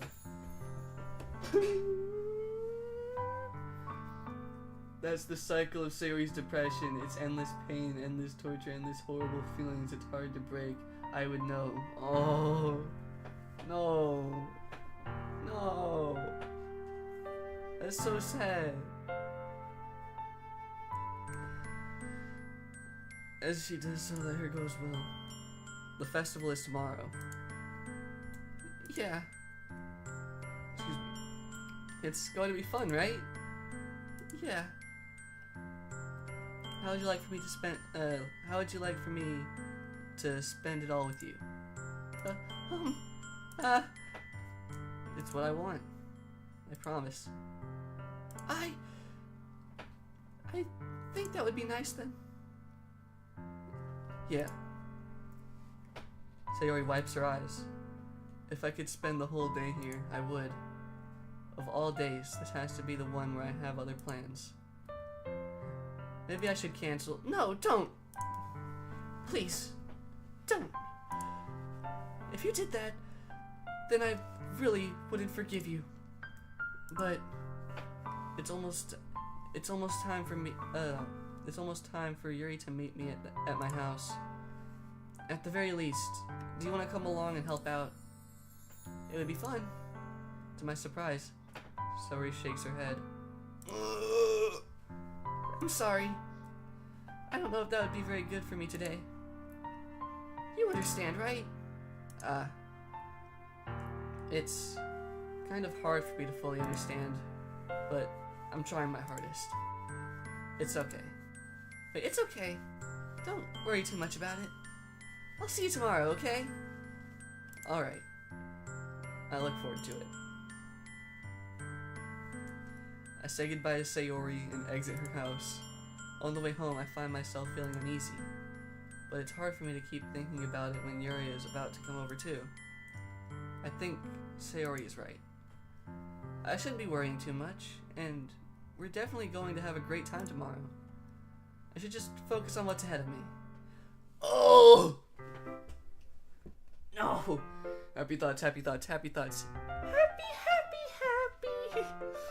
Alright. We're out of the depressing part, I guess, for now.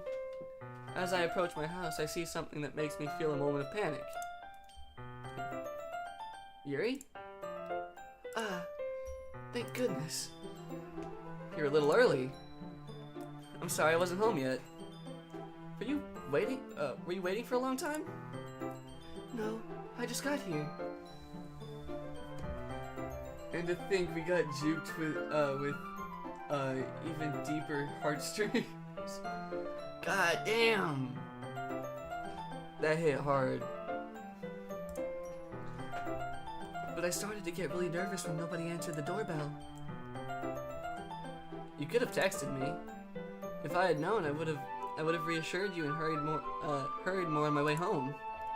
I suppose that's true. I didn't think of that for some reason. We're so close to the end of the first act. Alright.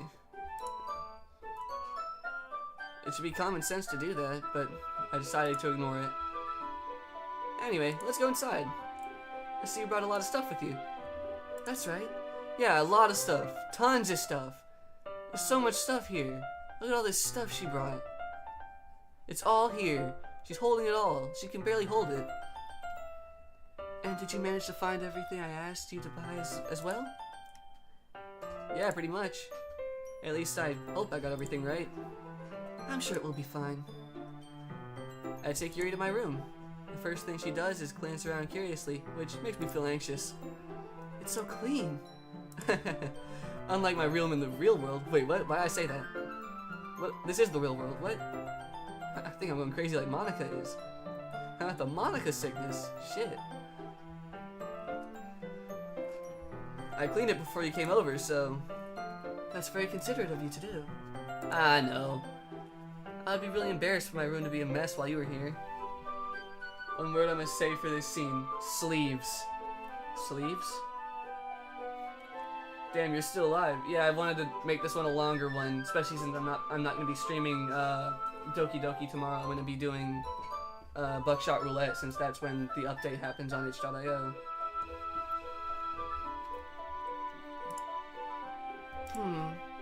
Well, I do enjoy cleaning.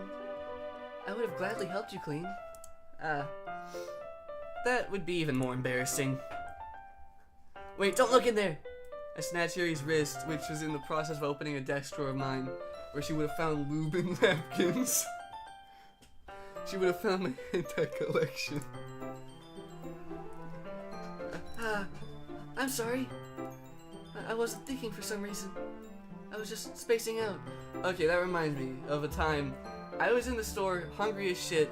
My dumbass was spacing out, and like, I didn't even realize that just naturally, I guess by instinct of survival, I was reaching into a bag of grapes to eat one.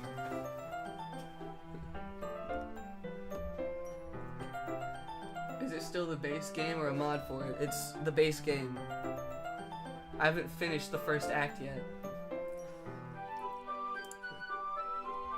It's fine, it's fine. Let go of Yuri's wrist. She puts both her hands firmly in my lap, firmly in her lap, as if making sure she's keeping track of them.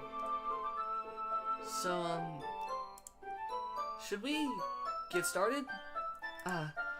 Yes. I have a few things planned that you can help with. Decorations and other atmospheric enhancements. Atmospheric enhancements? You know, mood lighting, aromatherapy candles. Oh wow, I don't know what that last word was. Candles? No, aromatherapy. Dumbass. I didn't know you planned on taking it that far. Of course. I wanted to help take our guests to a faraway place. Although many will stop by just out of curiosity. And for cupcakes, I guess. I'm determined to provide an experience that will leave them wanting more. More cupcakes? No, dumbass, more atmosphere. That's my job.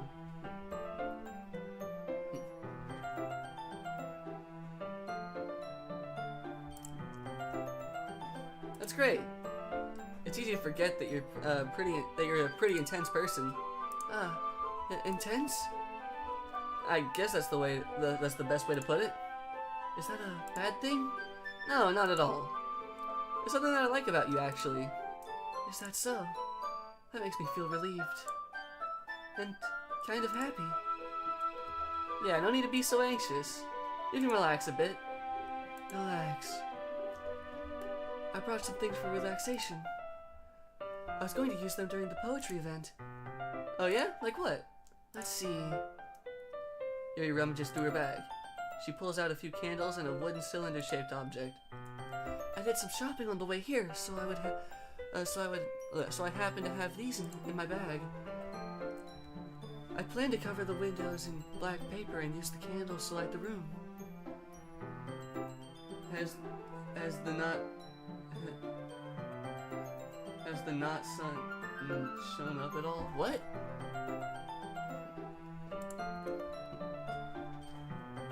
I think that would be amazing, don't you?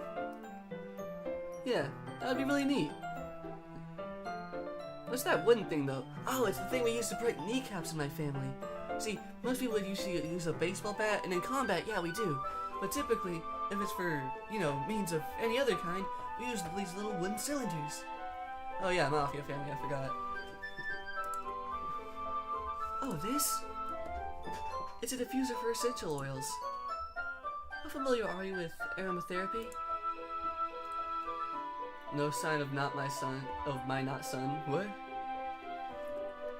Not familiar at all. Is that so?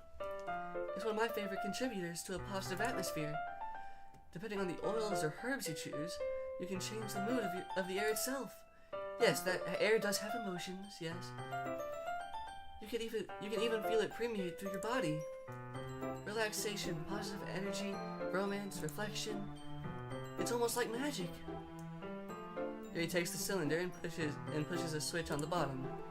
In just a moment, a thin ray of vapor begins to spout through a small hole on the top. Wow, that smells wonderful. What kind of mood is that one for? This is a jasmine essential oil. It smells a little sweet and flowery, right? Yeah, that's a good way to describe it. I chose jasmine for the event because it provides more than relaxation. Jasmine enhances your emotions and helps you feel them flow through your body. You feel warmer and your heart pounds more heavily. Are you excited for Buckshot Roulette? Hell yeah! Of course I'm excited for Buckshot Roulette. Don't you think that will be perfect for sharing our poems? It does sound suitable. but you seem to know a lot about this, so I trust your opinion with anything. Decently, yes, I'll be up to it. Yuri smiles gently, clearly enjoying herself. She again reaches into her bag and pulls out several spools of thin ribbon. What are those for? Well, did you purchase the origami paper I asked you to get? Yeah, I have it right over there. We won't be using the paper for folding origami. What I'd like to do is write a different word on each paper. We'll need about 100 of them. Oh yeah? What will those be used for? Well, I'm going to cut pieces of ribbon to hang from the doorway of the classroom. Then we can fasten the paper onto the ribbons to create a doorway curtain. Wouldn't that be beautiful? It would also catch the eye of those passing by the room. It may attract some to peek inside. The dealer isn't dumb? Whoa! See that the dealer isn't dumb if you're excited.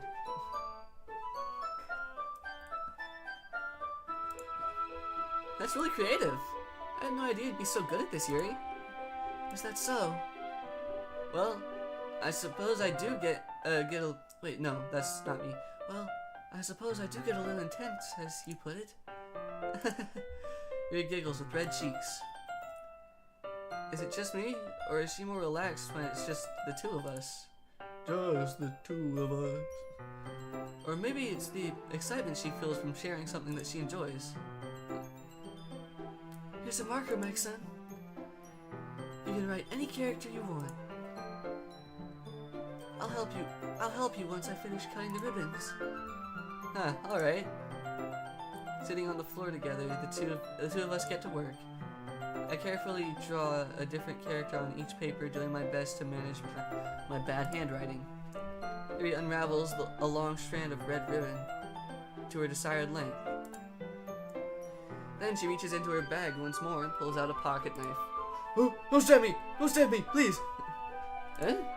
The knife is strangely beautiful. The silver handle has an intricate pattern of waves etched into it. The blade itself is gently tinted blue. That's no ordinary pocket knife. It looks really fancy.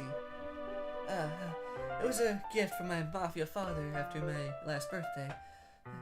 He said it would help me out in any case at school, you know, in cases of disrespect. I've dealt with a few disrespectful students in my time.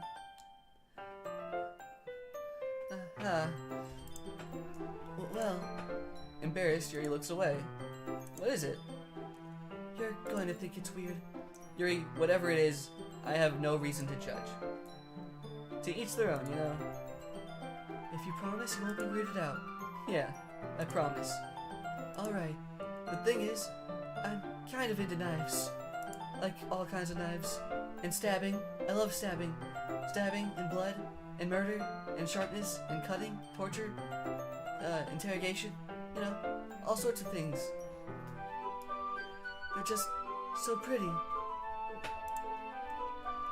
I can't help it. I don't know what it is. A combination of craftsmanship and feeling of danger, maybe? What am I saying? Please don't think I'm weird for this. You're laughing at me. No, I'm not laughing at you. It's just funny how nervous you got about sharing. It's got an interesting thing. It's an interesting thing to be into, I guess. But I think it kind of suits you. Suits me? Yeah, you like murder, you come from a mafia family. It suits you very well. Like, who better in the club to have a knife than you? But it does suit him, yes.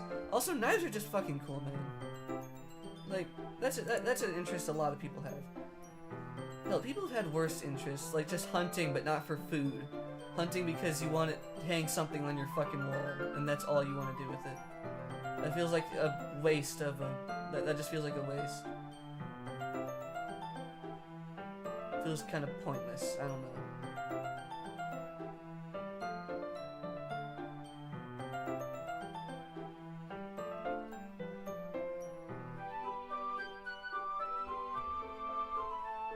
Yeah, it's kind of intense. Besides, It's a really cool looking knife. I can't deny that. It is, isn't it? Yuri relaxes her expression once more. I like knives. I want knives. Knives everywhere. Would you like to hold it? Sure, I'll check it out. Yuri carefully hands me the knife, with the handle facing me. I take it and turn it around in my hands. It feels heavy and extremely solid. Where do you even get a knife like this? Curious of its sharpness, I feel the point of the knife with my index finger.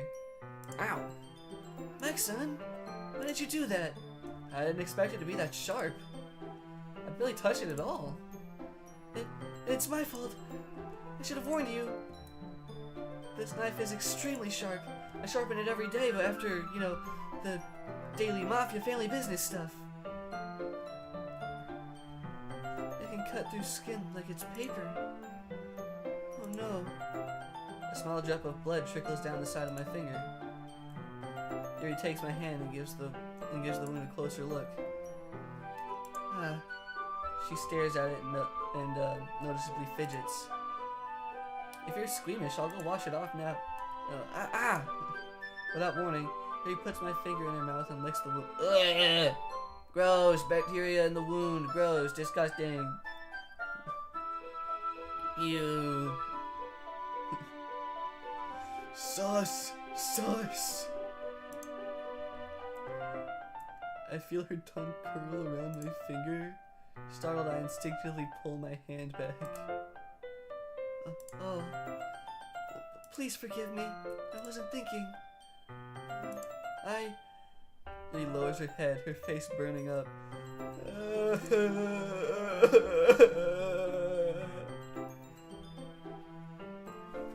Yuri. That's the most embarrassing thing I've ever done. How could I do something like that? I'm sorry. Sure, it was a little weird, and it took me by surprise. But I guess she was just trying to help, right? Yuri, I think you're overreacting a little. She doesn't lift her head. What if she doesn't recover from this for the rest of the afternoon? Alright, you know what? This might be a stupid thing to do, but I do it anyway. I take Yuri's hand and lick her index finger in return. No! Hey, Franklin. Want me to tell you something? Yeah, sure, go ahead. Tell away. Tally-ho!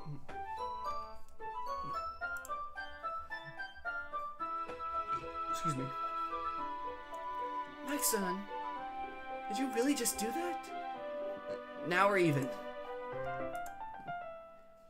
Yuri just looks at me like I did something wrong. I knew that would be a bad idea.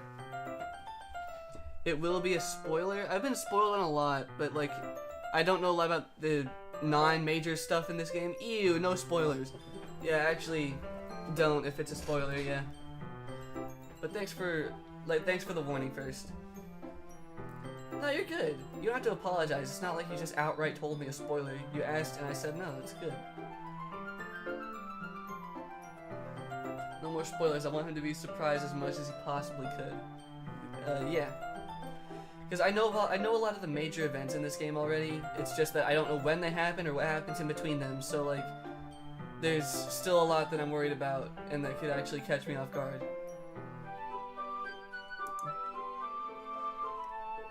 If not for the sweet aroma of the jasmine oil, the air would be extremely heavy right now.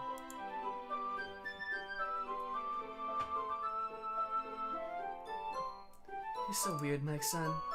Yuri giggles shyly. Of course I'm weird. My name's Mike's son. I hate that name. Who the fuck named me that? I'm gonna kill my parents. Eh? Yuri calling me weird? I have no response to that. Where do you keep your bandages? I don't think I need one, actually. It was a tiny cut. Look, it already stopped bleeding. I see. That's relieving. The tension is quickly lifted. We each resume our respective activities. I watch Yuri's knife cut through the ribbon like it's nothing but air. Meanwhile, I continue to make progress on the paper. After we finish attaching the paper to the ribbons, we lay them all out by our side by side. It looks better than I expected, and will be very effective as a door curtain. It looks great. Good thing coming up with this, Yuri. Thanks. Do you remember the word I said? No.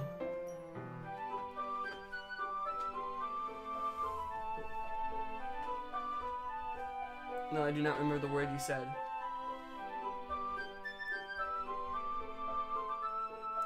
It's just something I saw online, really.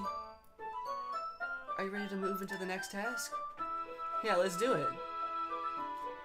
What do you have in mind? I'd like to create a banner. That's why I asked you to buy the paint tablets. Ah, that's right. One of the items Yuri asked me to buy was a kit of watercolor paint tablets. Oh, well. Just say it, I'll understand now, because you just asked that question. I think. We'll need about 6 cups of water to put each of the tablets in.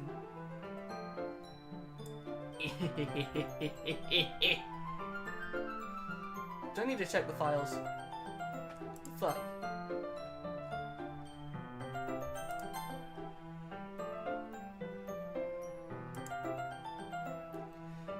Do you mind fetching those for us? Wait. Maybe I do need to check the files. Hold on.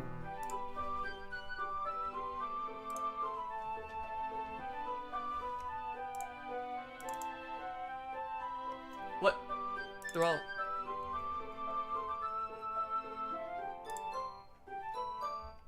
They're all here. Okay. Everything's good. Wait, why did I do that? Hold on.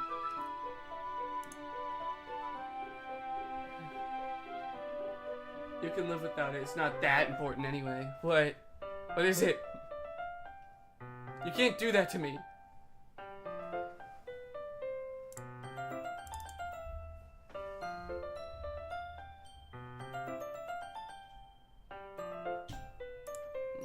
Not the files. Okay, what is it? You can't do that to me, man. You mind fetching those for us? Of course not. 6 cups of water. Oh, hey, thank you. I'm playing a horror game. It's disguised as a dating sim.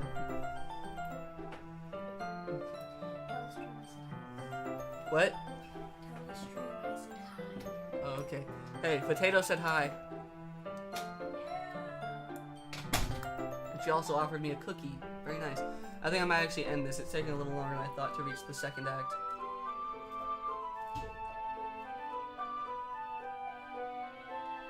Look at that flue.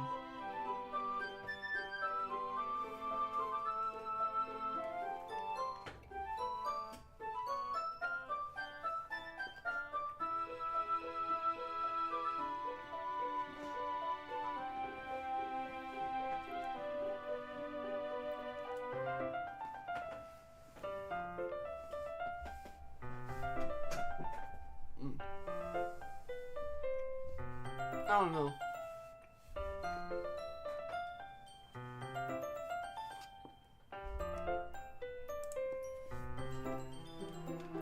Thank you very much. But if you want to, it's fine. Yeah, I think I might end it soon, but I'll give it a bit more.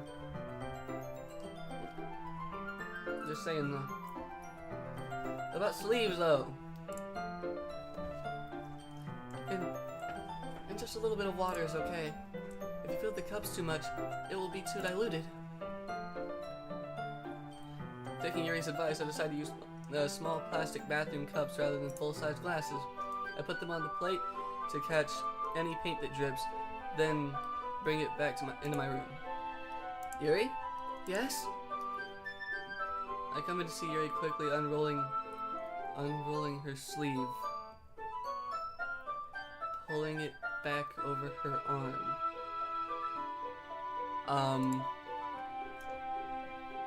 Nothing. Your face is a little red. Is it too hot in here or anything? No, not at all. There's nothing wrong, so let's mix the paint. She hurriedly dismisses me and takes it upon herself to unwrap the tablets, dropping them into the cups. So, I thought we would do something simple that would look very nice. I'd like to paint gradient. Fuck! Starting with the colors for sunrise, then daytime, then sunset, then nighttime. Once it dries, I'll write an inspirational quote across the banner. We can hang it on the wall beside behind the podium at the front of the classroom.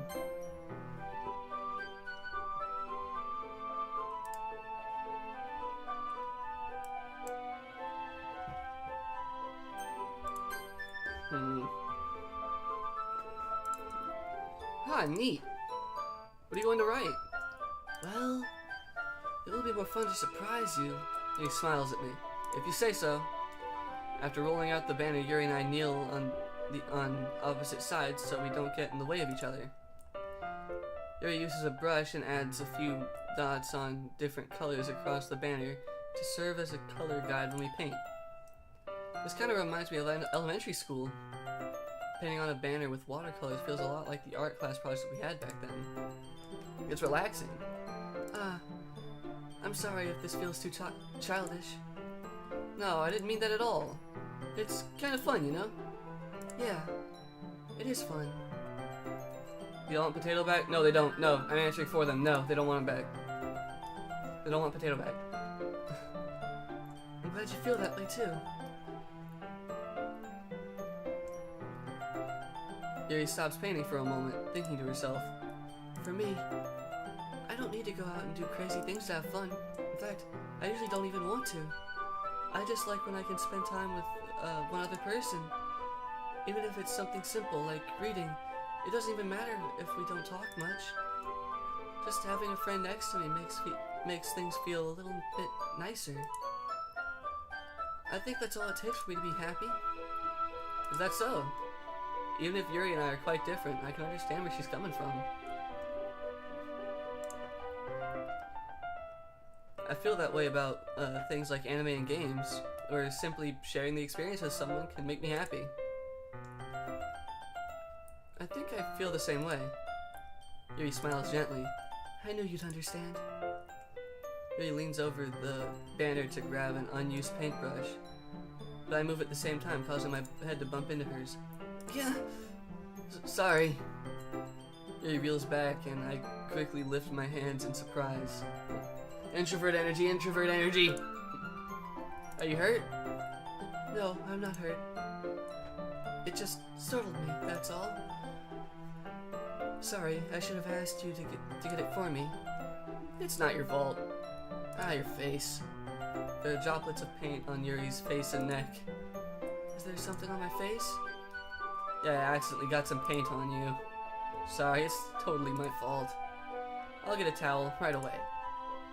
I rush out and fetch a small towel, then I dampen it with hot water. I return to my room and kneel back in front of her. Here. I pat down Yuri's face and neck with the towel. Never ever say "Kya" like that again. I didn't have a fucking choice, alright? I'm the one reading it. Is something wrong? It's hot. I just didn't expect it. Sorry. I didn't want to use cold water. Having finished, I start to retract my hand, but Yuri suddenly holds my wrist. Wait. Eh? Just for a little longer. It feels really nice. I keep my hand still against Yuri's neck. She looks into my eyes. It's an intense expression that I recognize from when she reads her books. Almost as if she's lost in a daze, enveloped by her own thoughts. She breathes gently, half through slightly parted lips. What is happening? Is it the aroma of the jasmine oil giving me this dizzy feeling? Yuri's gentle fingers wrapped around my wrist send a tingling sensation through my arm. And suddenly, her face seems to be much closer to mine than it was just a moment ago. Yuri slowly pulls away. Sorry. I've been feeling a little lightheaded today. I didn't mean to space out. It's fine. The moment is over as soon as it began.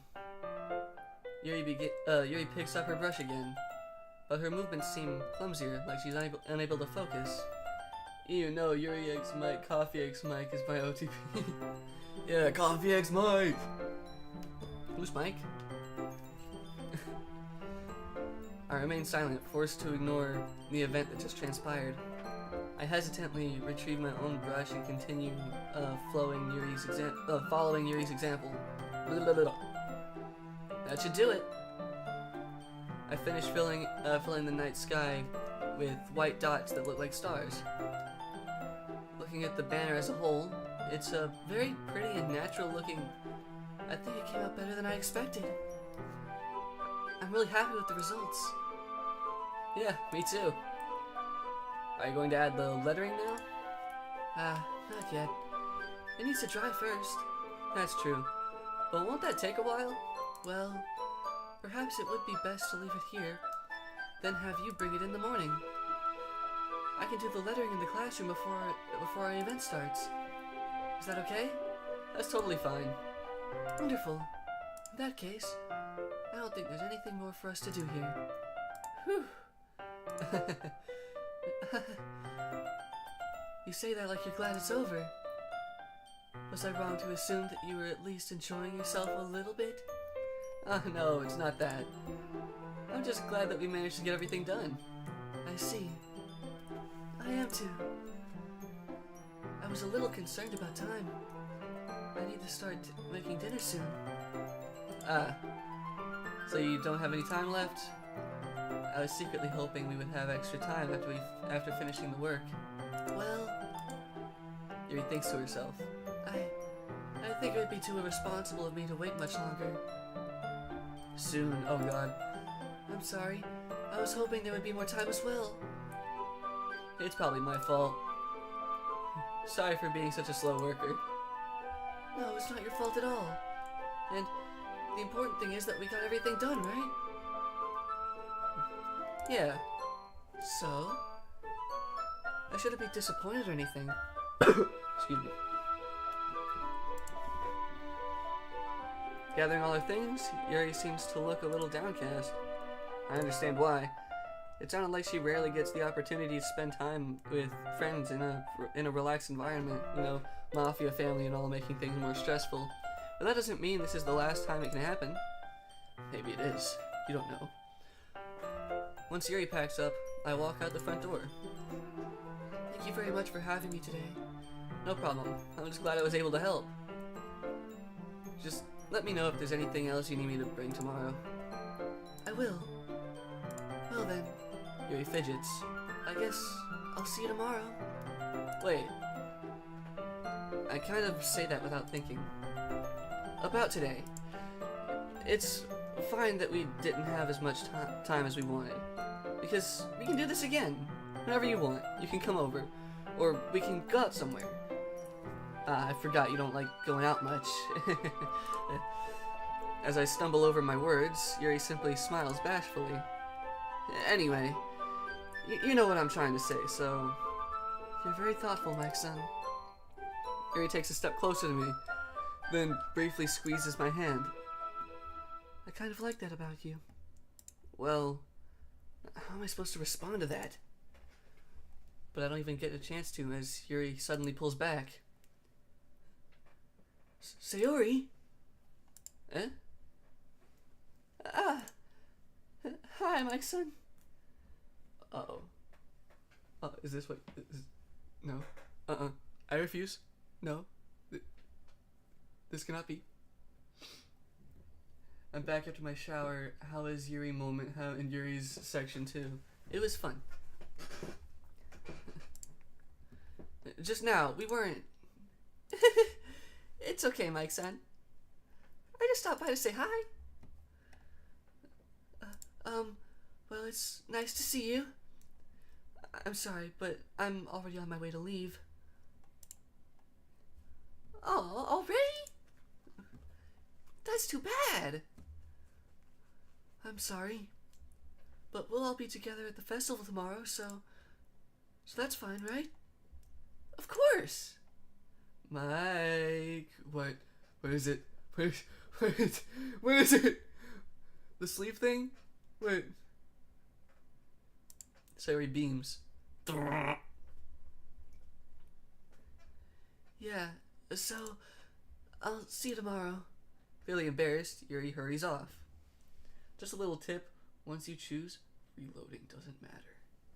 What? What? So Sayori waves goodbye after her. Sayori, I thought you didn't want to come over today. Well, I tried staying in my room, but my imagination was being really mean to me. So I had to come here to see for myself. See what? What are you talking about? You know, how much fun you were having with Yuri. And how close you got to her. It makes me really happy that you've made such good friends. That's all that matters. Tears start to fall down Sayori's face. No! Stop knowing stuff that I don't know! That's all that matters to me. Why am I feeling this way, my son? I'm supposed to be happy for you. Why does it feel like my heart's splitting in half? It hurts so much. Everything hurts so much. This would be so much simpler if I could just disappear.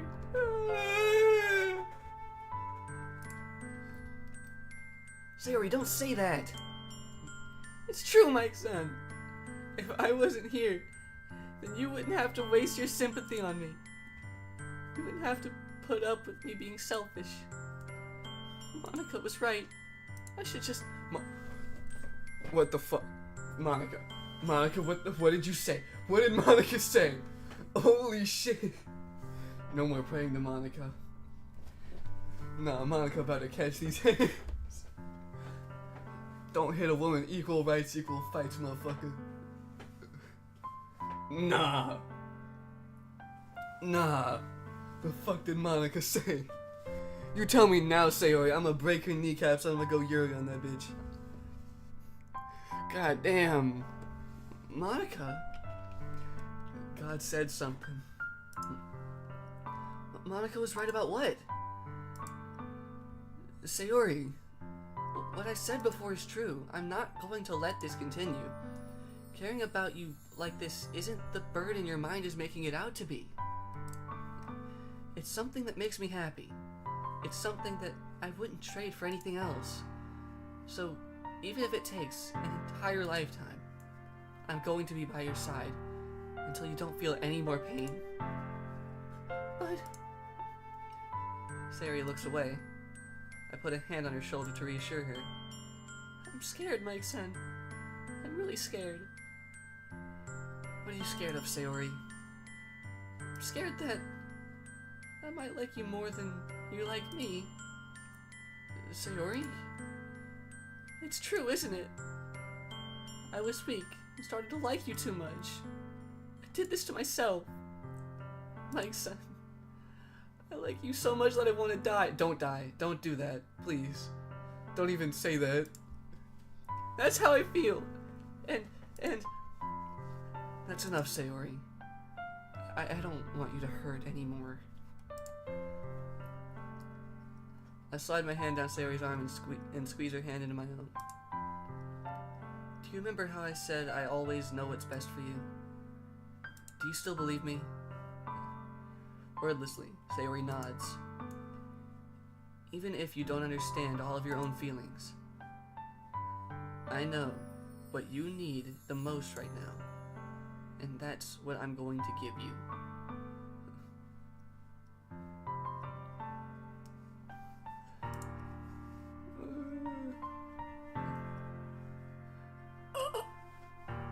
You know what to choose, Mike. Okay, well, I guess it's the simping stream, so... Hold up, though. You said it doesn't matter, but I'm gonna save anyway, because fuck it. This one, right? This one right here? Yeah, this one? Am I right? Is it this one? I think it's this one, guys. What if it's this one? Hey, is it this one? Guess what? It might be this one. Choose? Okay, fuck it.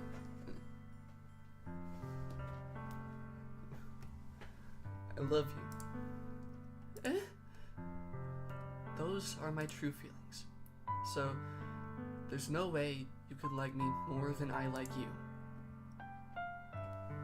You should have realized it sooner. Wait, I should have realized it sooner. Save as much as you want. I will save as much as I want. I'll do it again.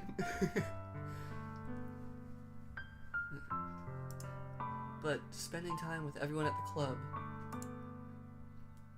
making new friends, and having fun with you every day, it helped me realize that you are truly the most important person to me. That's why I'll accept any of your burdens.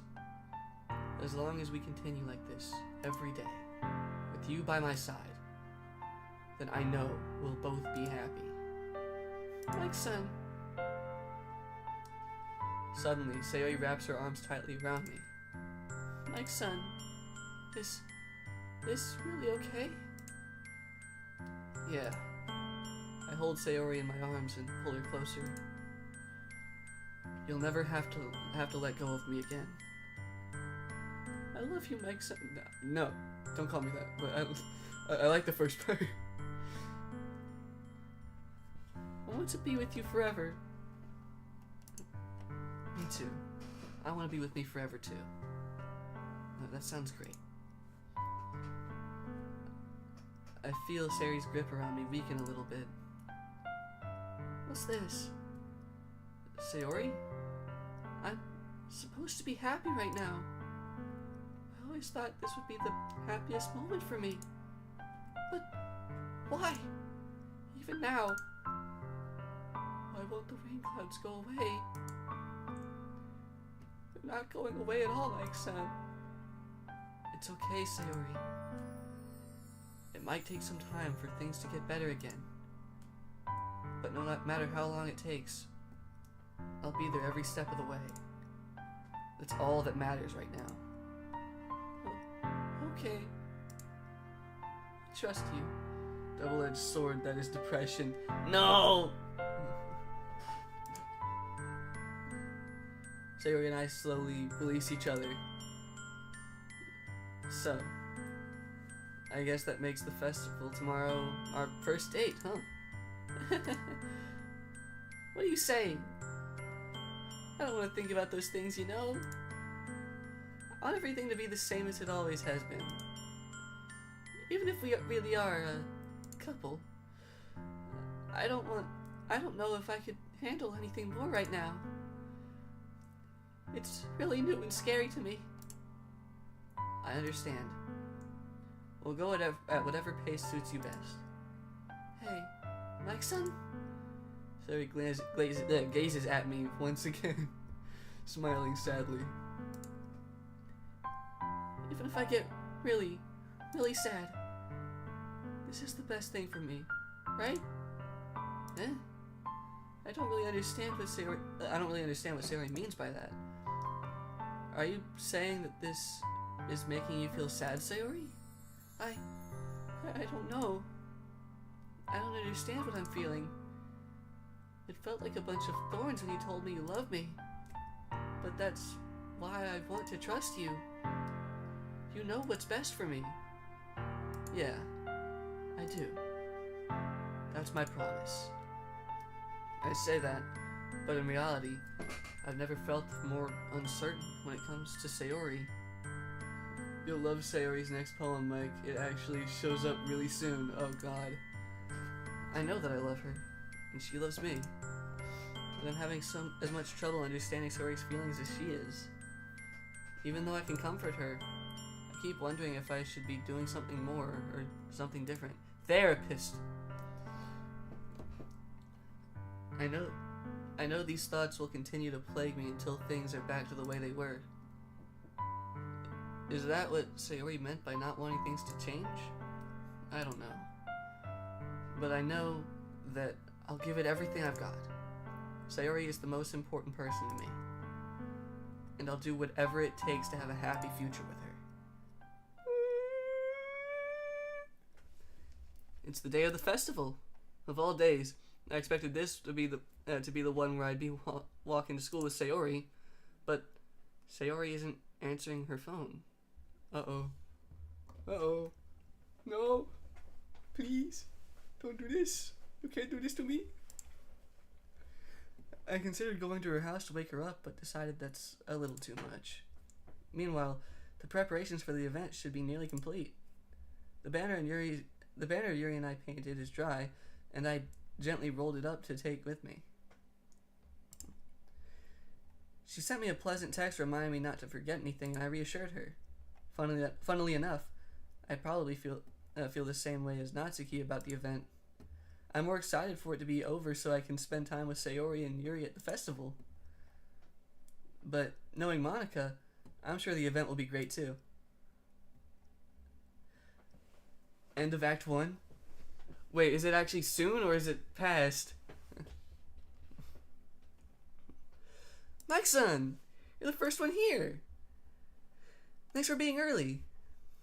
That's funny. I thought at least Yuri would be here by now. Monica is placing little booklets on each of the desks in the classroom. They must be the ones she prepared that have all the poems we're performing. No, let it happen. We're at the end of the act soon. Okay. 4-hour stream, let's go. In the end, I found a random poem online that I thought Monica would like and submitted it. We've been like 45 minutes after you said Act 1 ends soon, by the way.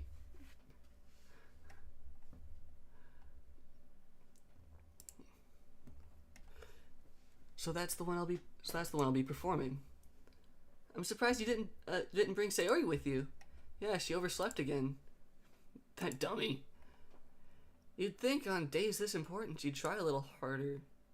I say that, but I suddenly remember what Sayori told me yesterday. And suddenly, I feel awful. Knowing it's not nearly that simple for her. I only said it because it's the way I used to be, I used to think. But maybe I should have gone to wake her up after all? You should take a little responsibility for her, Mike-san. I mean, especially after your exchange with her yesterday. What? Huh? What? What? Huh? What?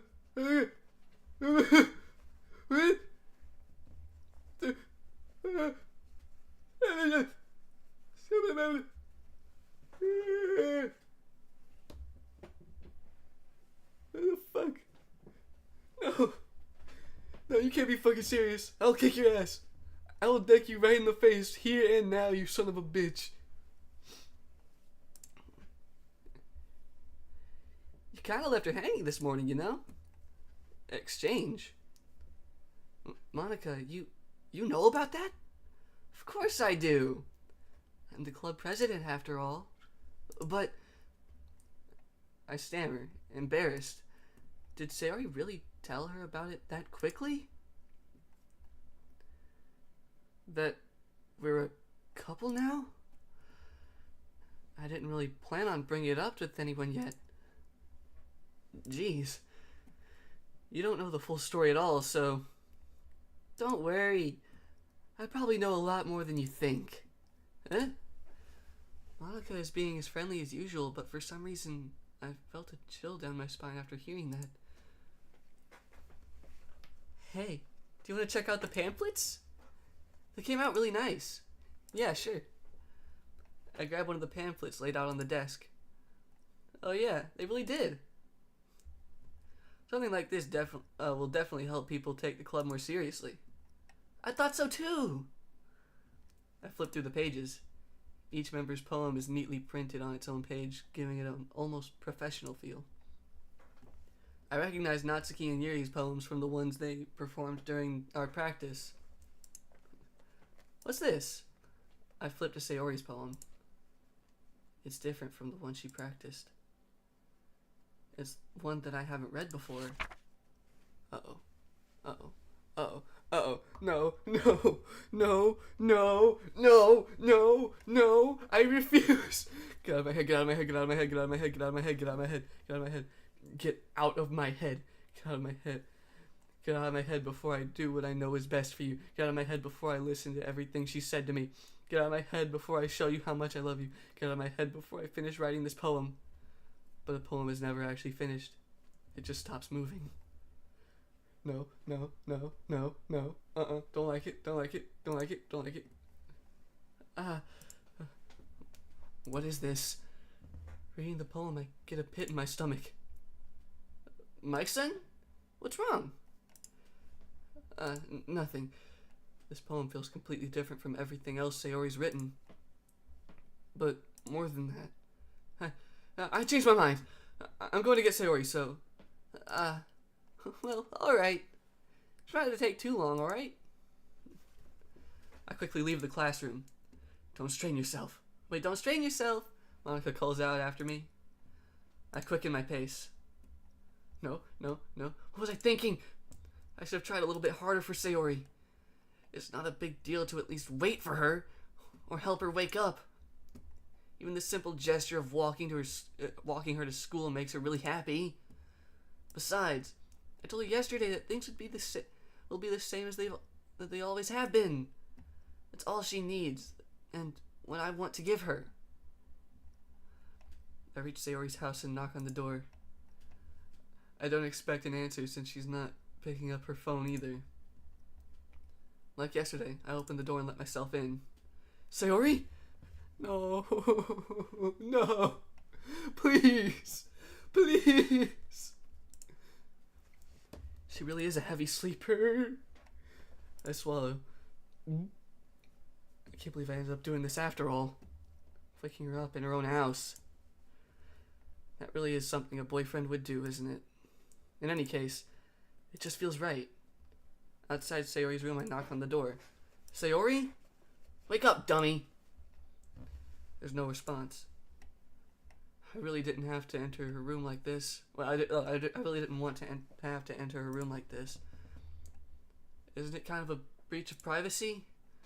But she really leaves me no choice. I gently open the door. No, not the line! Not the line! You can't do this! Sayori...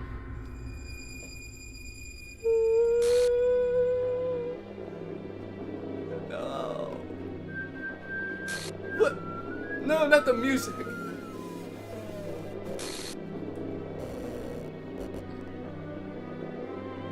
Uh-oh. No! Do that, you'll get pain. Like the files. Files. Oh, the files? The files? The files?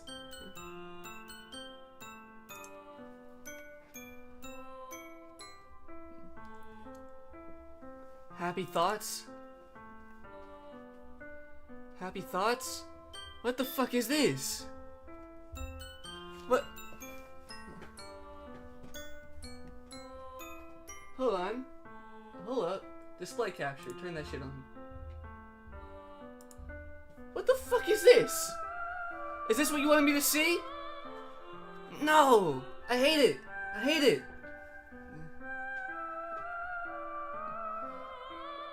Come on, at the bad moment? Yeah, you come at the bad moment. The fuck?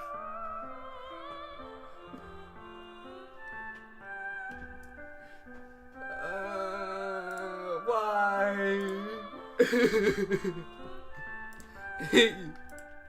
Let me guess. Yep, Sayori's deleted. Wait. What if I just added her back in? Can you do that? If I, like, copied her and then added her back in, would I be able to, like, actually bring her back?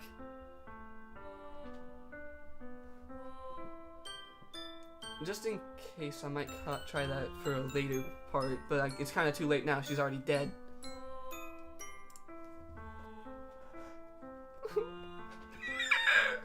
The files will continue to gain new stuff or remove stuff. Oh, okay. What the hell? What the hell? Is this a nightmare? It has to be. This isn't real. There's no way this can be real. Sayori wouldn't do this. Everything was normal up until a few days ago. That's why I can't believe what my eyes are showing me. I suppressed the urge to vomit. Just yesterday, I told Sayori I would be there for her. I told her I know what's best, and that everything will be okay. Then why? Why would she do this?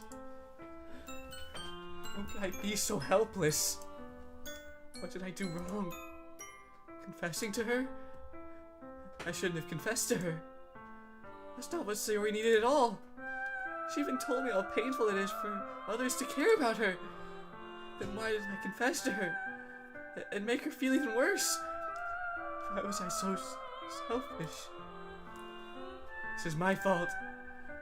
My swarming thoughts keep telling me everything I could have done to prevent this. If I just spent more time with her, walked her to school, and remained friends with her, like it always has been,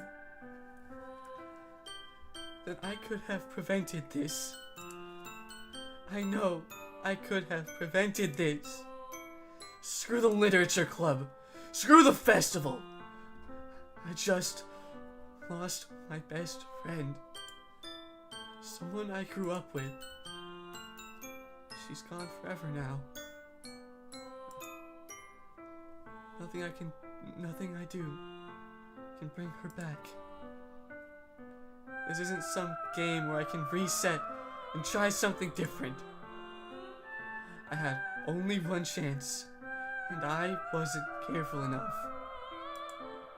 And now, I'll carry this guilt with me until I die. Nothing in my life is worth more than hers. But I still couldn't do what she needed from me. And now, I can never take it back. Never, never, never, never, never. I don't like that ending. I don't like it. No! Bring her back! Give her back to me! Oh, and they even changed the new game thing. What the fuck?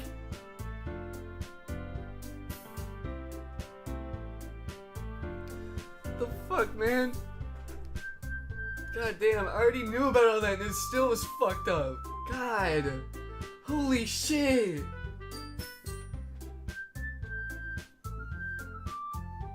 What the fuck?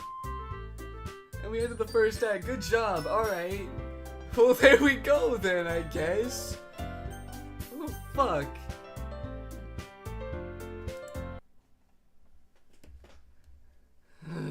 Alright.